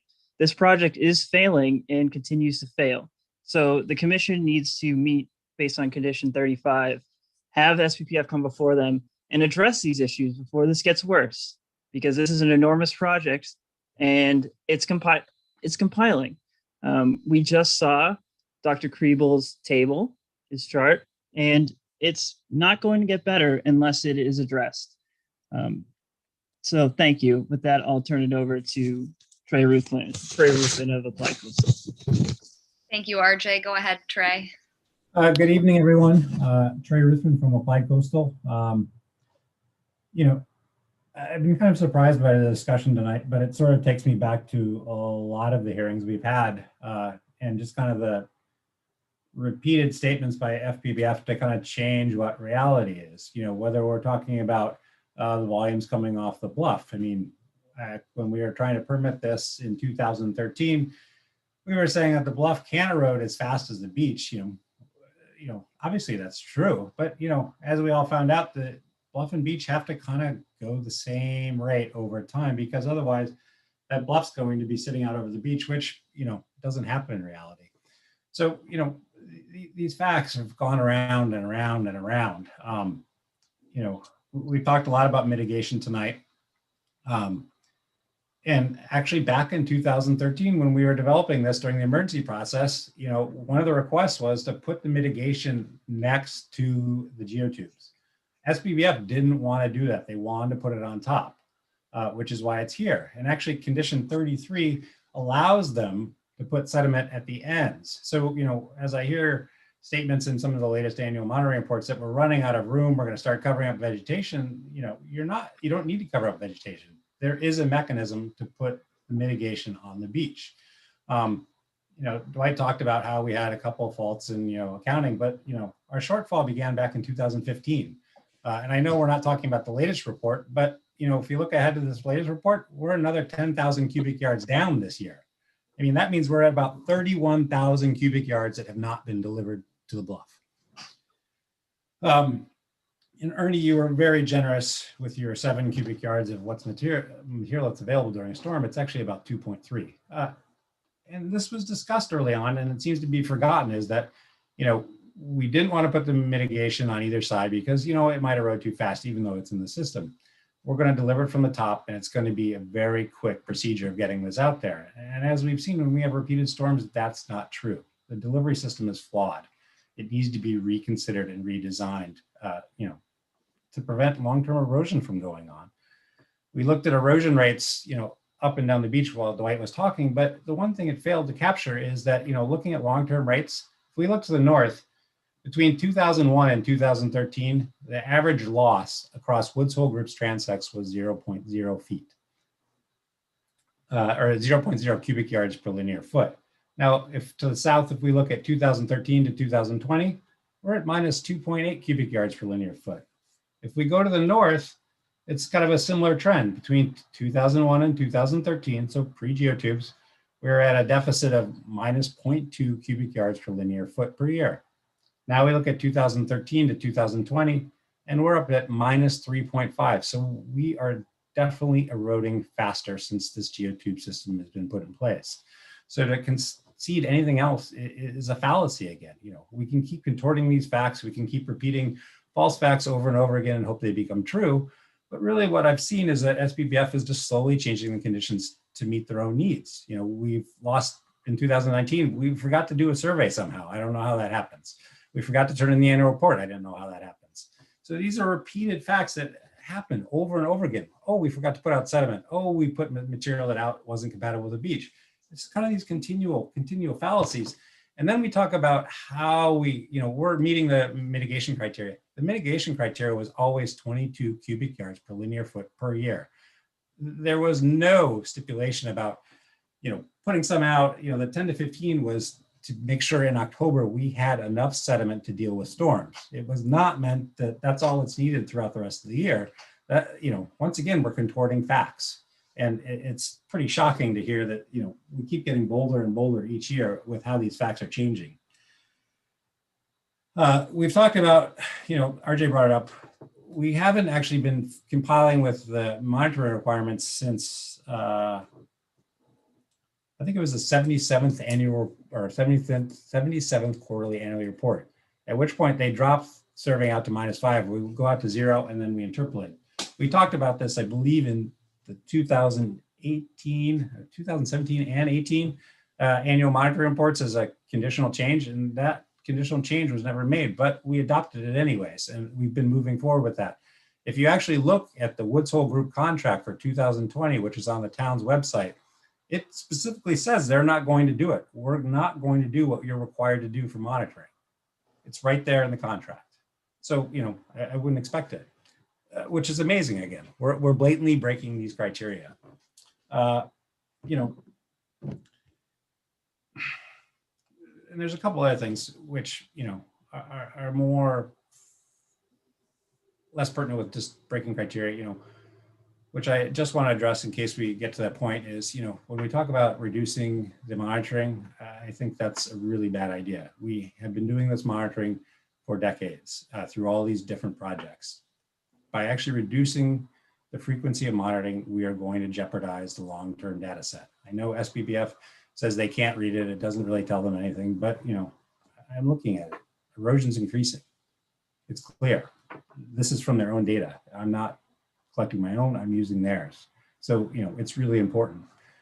You know, building onto that is, you know, we're at a stage where we have GIS everywhere. The town has it. You know, I think that moving forward, it'd be really great if the Conservation Commission could have SBBF take their entire data set and put it on the town's GIS. This would allow the public to go out quickly on their computers and go, you know, how's this changing? How can I see this? You know, GIS and give them that format.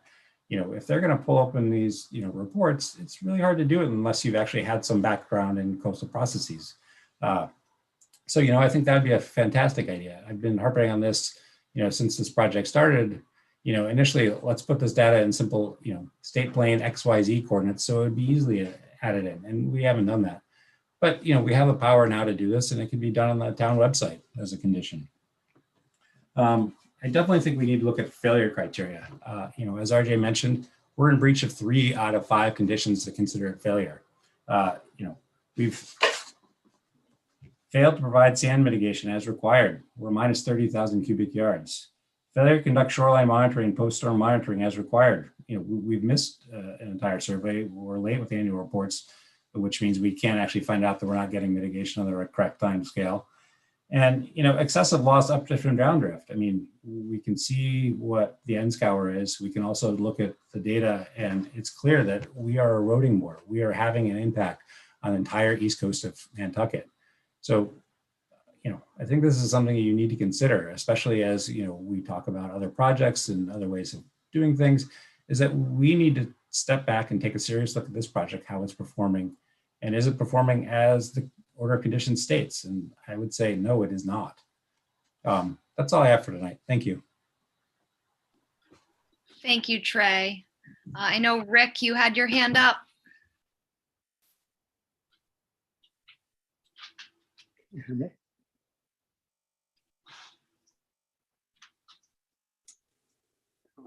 Am I unmuted now? Yep, we can hear you. Pretty good. Thanks for allowing the participation of a number of people from the public, if you will. I'm here, one, as a former member of the then Board of Selectmen, now the Select Board. I have a long experience with this project from a public policy point of view. And I'm also going to comment on the letter you received from the Nantucket Coastal Conservancy. And I'll take the latter first. I think the letter makes clear there are failure conditions, just as you just heard referenced by the Land Council and their consultants. And it's our hope that the Conservation Commission will deal with that. You know, whether it's an enforcement action or some way not to just let this carry on, which might happen, but it would be very unfortunate if that's the end result. I'd just like to comment also on the deficit in the sand supply. And I'm sort of speaking as one with a little bit of incredulity. That's not quite pronounced correctly, but I think you get the idea. SPPF, I think, would have us believe that it was just a clerical error, and without that clerical error, they would have delivered all that sand every month. They have consultants, professionals, project managers. I think it should be clear to everybody, they know every month how much sand is delivered, and to believe otherwise is just foolish. And they could have taken action at any point along the way on this curve in 2017, 18. And that's what they should have been doing, clearly. So that's my comment, and thanks for allowing me to speak. Thank you, Rick. Any other members on the public who are on the call want to speak with questions or comments? Looks, oh, Dwight? Yeah, just a couple of points. Number one, I hadn't seen any of these other comments that have been submitted to date. So I'm not going to respond to all these comments per se. However, in terms of Dr. Kriebel's graph, looking at that, one of the things that I just wanted to point out is, as we have talked about many times, the 22 cubic yards per linear foot per year is about 1.8 times the volume of the sand that was contributed off the unprotected bluff prior to construction. So that's a large factor of safety that's added to the system. So I think there should probably be 3 lines on a graph such as that, is maybe the cumulative of what's in the permit, a cumulative of what's been contributed off the system, in a cumulative of the natural progression of that bluff had there been no geotube. And then we would have seen that what's been contributed off the template has exceeded what would have been contributed off the natural bluff. If we went with the standard formula as done for other projects across the state, it would be about 11,400 cubic yards a year versus the 20,800 cubic yards in the permit. So that's a large factor of safety that's added to the system, which we have been attempting to meet. Number 2 is, and I think he did comment that he saw some other data. The sand sources have always been examined, and following beach nourishment standards, standards of practice. The sand that's used is generally that's approved, and that material, those sieve analyses are provided to the commission, so that the sand is equal to or somewhat coarser than the beach sand, which is the standard of practice for beach nourishment, because this is essentially an indirect beach nourishment project. And as someone mentioned earlier, and we've talked about before, that the sand on the face of the template, which is kind of the actively or readily available sand, and the sand on top of the template is the stockpile of sand, that the face of the sand is about a half a year's worth of annual average. It's about 6 cubic yards per foot. So that when it gets backfilled after an erosion event, there's quite a bit of sand put out. So there is quite a volume of sand that's readily available on the front of the geotube system. But with that, so that's just my initial thoughts on those comments. We'd be interested to see, all the written comments that the commission's received on the 2019 report. Thank you, Dwight. All of the comment letters are public and posted, so those are available to you guys. Barbara Bund? Yes, I have somehow or other become the person who worries about the sand for the Coastal Conservancy. And so I need to tell you about something that totally puzzles me. Dwight Dunk keeps telling us about the 22 versus what he says would normally be coming off the bluff. The 22 was specified in the order of conditions. It was conditioned by, as I believe, the DEP or somebody. And I don't understand why there is any relevance whatsoever. They had a rule. They were supposed to follow the rule. They didn't follow the rule. And I can have at least one suggestion of one of the items. I know that this is not the problem of the Conservation Commission, but in doing the calculations about the sand, we found numbers from several years ago where they were paying perhaps $30 per cubic yard.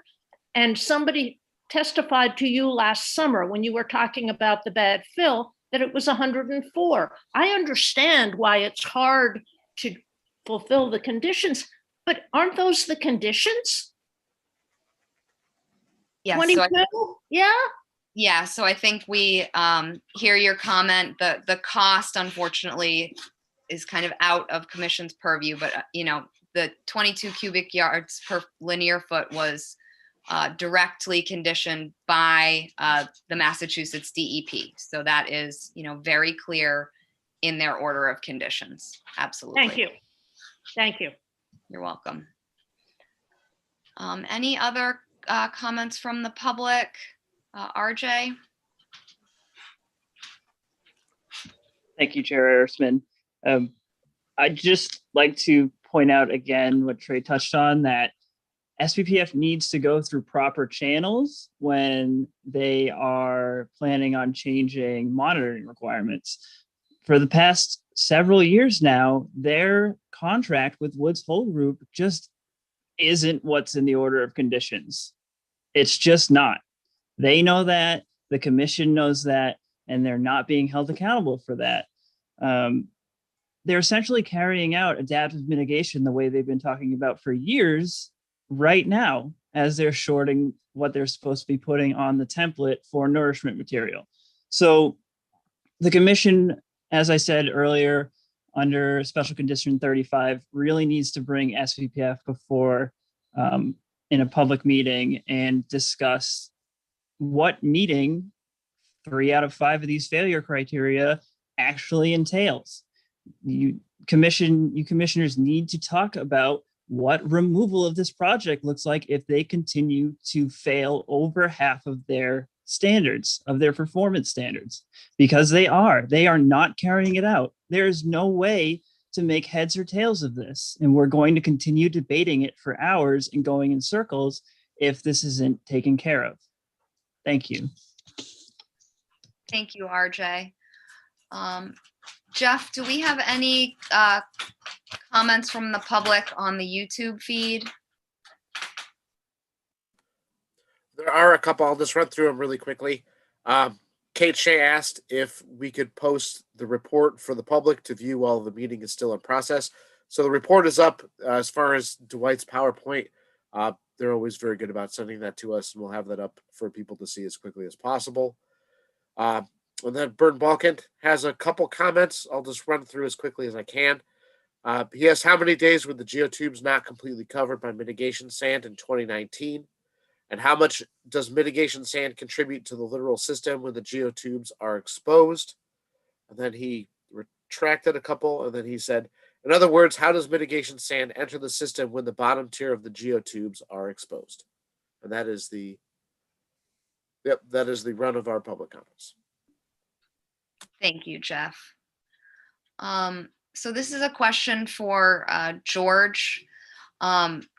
George, I do feel like the 2019 report really does highlight very strongly SBPF meeting failure criteria. So what would your recommendation be at this point? To hold a separate meeting about kind of enforcement and what to do? What would you advise?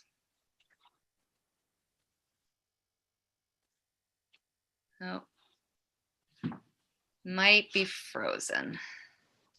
Good evening, Madam Chair, members of the Commission, George Pucci from Town Council's office. It's really in your discretion. Yeah, I'm frozen. Your picture is frozen. Yeah, we're now hearing you. Can you hear me now? Yes, we can hear you.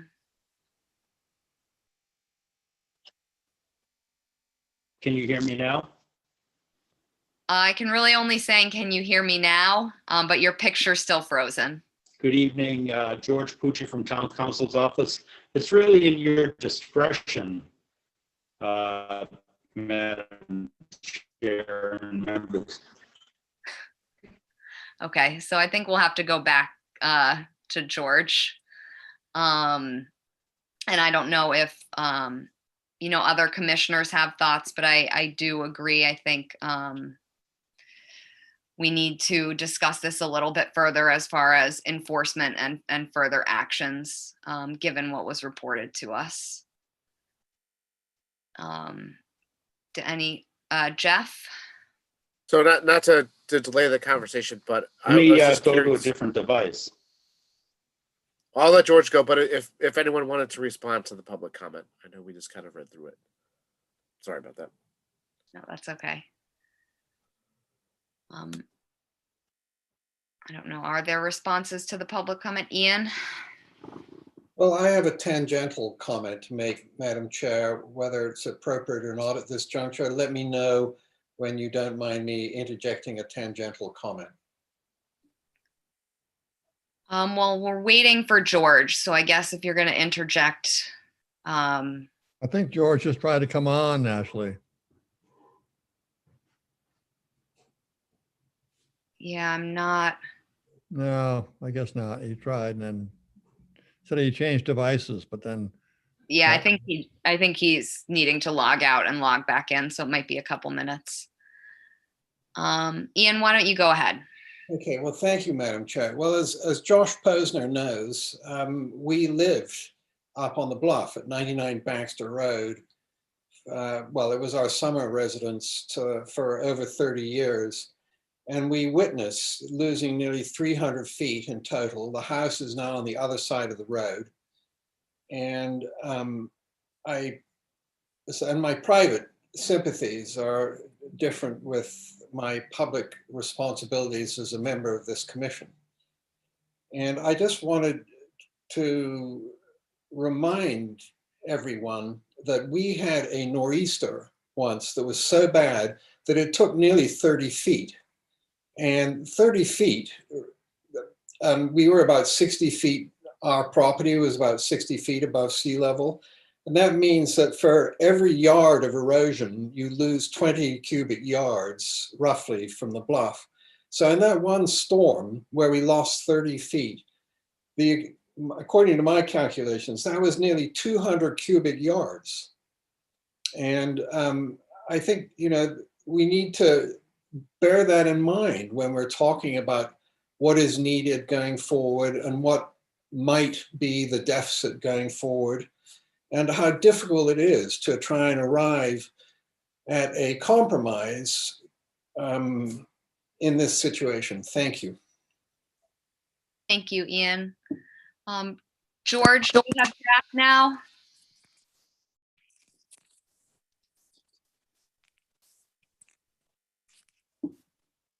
Hello? George, hi, George, can you hear us?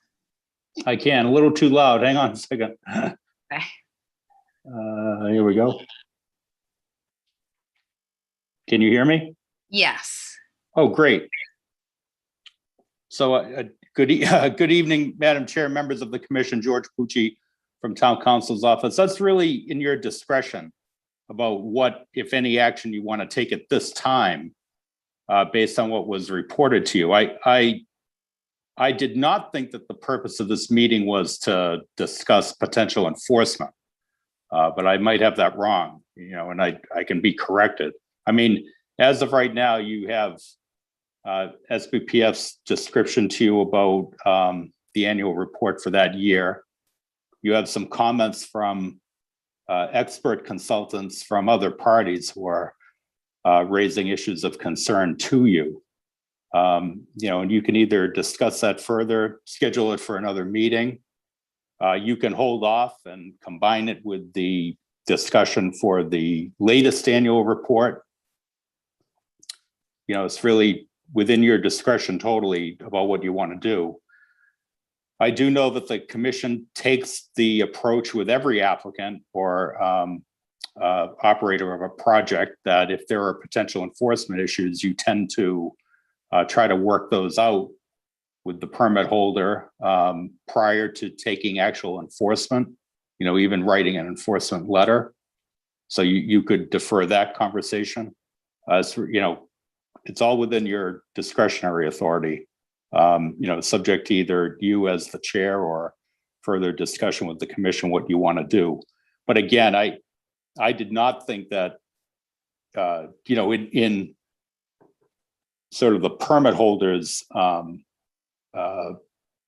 not defense, but from their perspective, I don't think that anyone expected that there would be potential enforcement taken, or discuss potential enforcement measures at this meeting.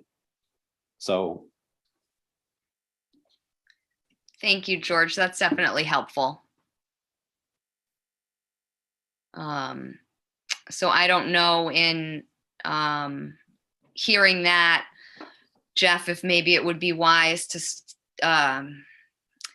maybe schedule the 2020 annual review kind of as soon as possible, and then have a discussion about further action based on both reviews at some time after that. Sure. So I know we've already sent it off, and I saw him come back on. So I'd have to look at my emails to remember, but I know we sent that report already off to Mr. Berman for review, and he is endeavoring to get that back to us by about the middle of April, which I think is pretty good. It's about a 1 month turnaround to read it, digest it, get a report out. I think that's pretty fair. So I think we could probably schedule something towards the end of April for the 2020 review to give everyone a chance to read his review, and then get any other information that you guys are looking for at that point. Ashley? Yes, sorry. George? Sorry, Jeff. I should mention as well, I mean, everybody is aware of it. There is also a process that the select board has initiated to have a full review of issues and options related to Sconset Bluff through the Arcadis proposal and that public process that's going to go forward. They certainly are not, their findings are not, binding or even all that relevant in terms of potential enforcement issues for the commission, but they are conducting an exhaustive review of all issues concerning the existing project, any potential expansion project, other options such as, potential no build options or move infrastructure. And that process is underway. The Arcadis proposal was accepted by the select board. They've had an initial meeting with the select board about the process going forward.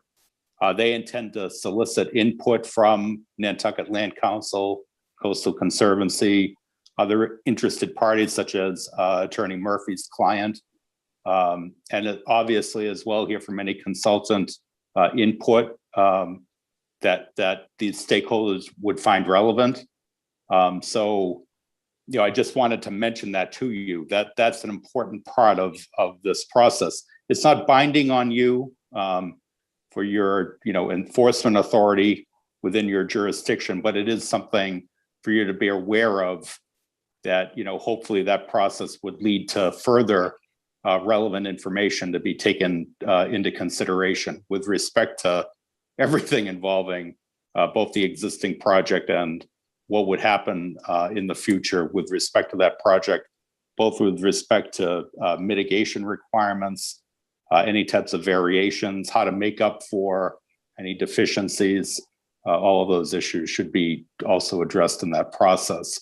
And you might benefit from, the information that comes up as the result of that. Just wanted to mention that. Thank you, George. That is important to remember, that other study is going on out there. Jeff, and then Trey. And just as a reminder on that, I may have missed that George said it, but that study is due back to the town towards the middle to end of September. So it's a pretty, I don't want to say it's pretty soon, but it's in the scale of town government moving, it's pretty soon. So something to keep an eye out for. Thank you, Jeff. Trey, you had a question or comment? Just a quick comment. I agree with George that the process the town's undertaking with Arcadis to look at, different alternatives for what's possible and what would work with Wisconsin is important. But I don't think that eliminates the need for mitigation, because, given another year before that report comes out and before anything's implemented, we're really disadvantaging, all the people that live along the eastern seaboard of Nantucket that aren't protected behind this geotube system. So I would hate for it to wait that long. I definitely think getting mitigation onto the beach, especially if we're looking, into the latest report, which is 30,000 cubic yards. It's a lot of material. And if we wait another year, I don't know what that number might be. But that's my only point. Thank you, Trey. I definitely think it would be wise before we look at the 2020 annual report and before we kind of discuss enforcement, that maybe SBPF have a proposal or an idea about how you think you might try and make up that deficit. I think it's kind of, again, important for you to try and be proactive in this process, rather than us kind of always saying that it's our way or the highway, or like enforcing, you guys, again, just trying to be proactive. Maureen, you had your hand up.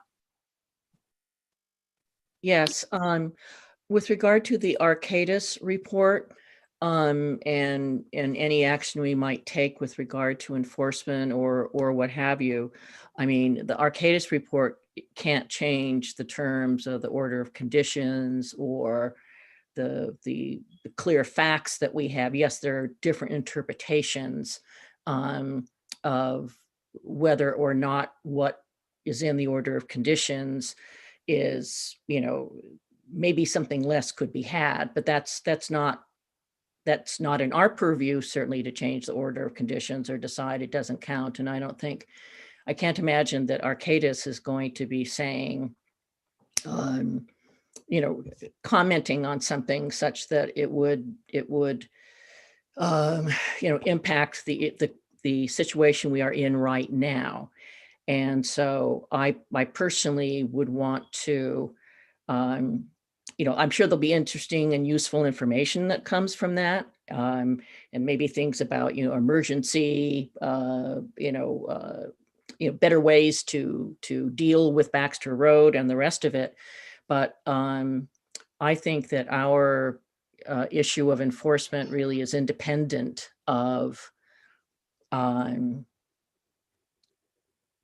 almost anything else. I think, I mean, we have the information now, and I'm not suggesting we do this today, but this is today wound up being yet another stage in the facts coming out again and what the standards are and what has happened. And so, you know, at the least, I would think to do this with the look at the 2020 report, and then as soon as possible have us, and if in the meantime, if SBPF wants to come up with something a la your suggestion, Madam Chair, that would be fine. That would be interesting, but whatever, and whatever they may suggest doesn't change where we are now today. And so I have a strong feeling that we should do something about that, no matter what else is going on otherwise, so I would suggest getting to 2020 ASAP and getting to the enforcement action, as soon as possible as well. I'm willing to I would say even get to the enforcement action before the 2020 report, but maybe we don't need to do that. And so if we do the 2020 report and the discuss the enforcement action, but I think both of those should be done as quickly as possible because we have a very concerned public, and we obviously have our own concerns as commissioners and the enforcement of the orders of condition, which is our job. So that's what I think. Thank you, Maureen. Rick? Yeah. Am I unmuted? We can hear you. Okay, thank you. Just a general observation. What I hear, and George, bear with me, is take your time. And what that also amounts to is delay. And this has been going on a long time. And I would encourage you as a commission to, at the very least, put it on your agenda and have a discussion amongst yourselves as to what course of action. I mean, if you wait for the 2020 report and Greg Berman's response, and then think about a meeting, and then they're going to say, let's wait for Arcadis, and then we don't know what's going to happen with the lawsuit. All of those things could drag on for a long time. In the meantime, we don't know whether they plan to bring the deficit current and how quickly. And we don't know whether they're contributing the proper amount right now. I think at the very least, you need to get information on a current basis from them to know what the process is. Thank you. Thank you, Rick. Any other comments, any thoughts from commissioners? It's sounding like maybe some of you want to push up a discussion before the 2020 annual review. So that's a thumbs up from Mark, from Ian as well. Okay. And Maureen. So I guess we'll have to look at our agendas. Maybe I don't think it'll go on for this meeting on Thursday, but potentially the next meeting, we can have this as a discussion item. And then we'll schedule the 2020 review as soon as possible, and potentially get another discussion after that. Moving forward. Josh Eldridge, you had your hand up. Hi, Madam Chair. Thank you. Yeah, I did. I just wanted to echo what Rick was saying. I mean, this is the first one of these meetings I've sat in for for 14 or 15 years now. When we lost the bottom out there, there was no point in sitting in these. But sitting here today, listening to these conversations, these are the exact same arguments that I heard 15 years ago about give them time, look at this, look at that, and nothing ever changes. You know, I really am happy to see that you guys are going to push this up on your agenda, and I think that's great. Thank you. Thank you. Any other kind of final thoughts or comments on the 2019 annual review, Ian? Yes, thank you, Madam Chair. I have to disagree with Josh respectfully. I'm 15 years older. Thank you. Jeff? So I think as far as scheduling goes, if this is helpful, we do have a regular meeting this Thursday. I think trying to circle the wagons for this Thursday, given that we're meeting on Monday, is probably tough. But I think if you guys would like, Joanne and I could kind of endeavor to figure out some date possibilities for sometime after Greg kind of expects to get the report to us for 2020, and then could also provide some dates in the interim in between that date, probably in late April, and then our next meeting to add it to one of our regular agendas just for a continued discussion topic. But we can have all those dates for you guys on Thursday, just to kind of review and discuss. Yeah, thank you. That would be great, because I know virtual meeting spaces are hard to book. So lining that up as soon as possible will be important. And hopefully we will discuss this further soon and then have the 2020 report. Any other final comments? Mark? I move to adjourn. Okay, is there a second? Yes. Seconded by Ian, so by roll vote, Beal, Aye. Engelborg, Aye. Arisman, aye, Golding, Aye. Phillips, Aye. Topham. Aye. All right, so I just want to thank everybody for participating today, for everybody's thoughtful comments, and this meeting is now adjourned. Thank you, Ashley. Good night, everyone. Yeah, thanks everybody. We'll see you Thursday. Bye. Bye. Good luck with your puppy. Thank you. Happy birthday, Seth. Yeah, happy birthday. He's already gone. Gone. Bye.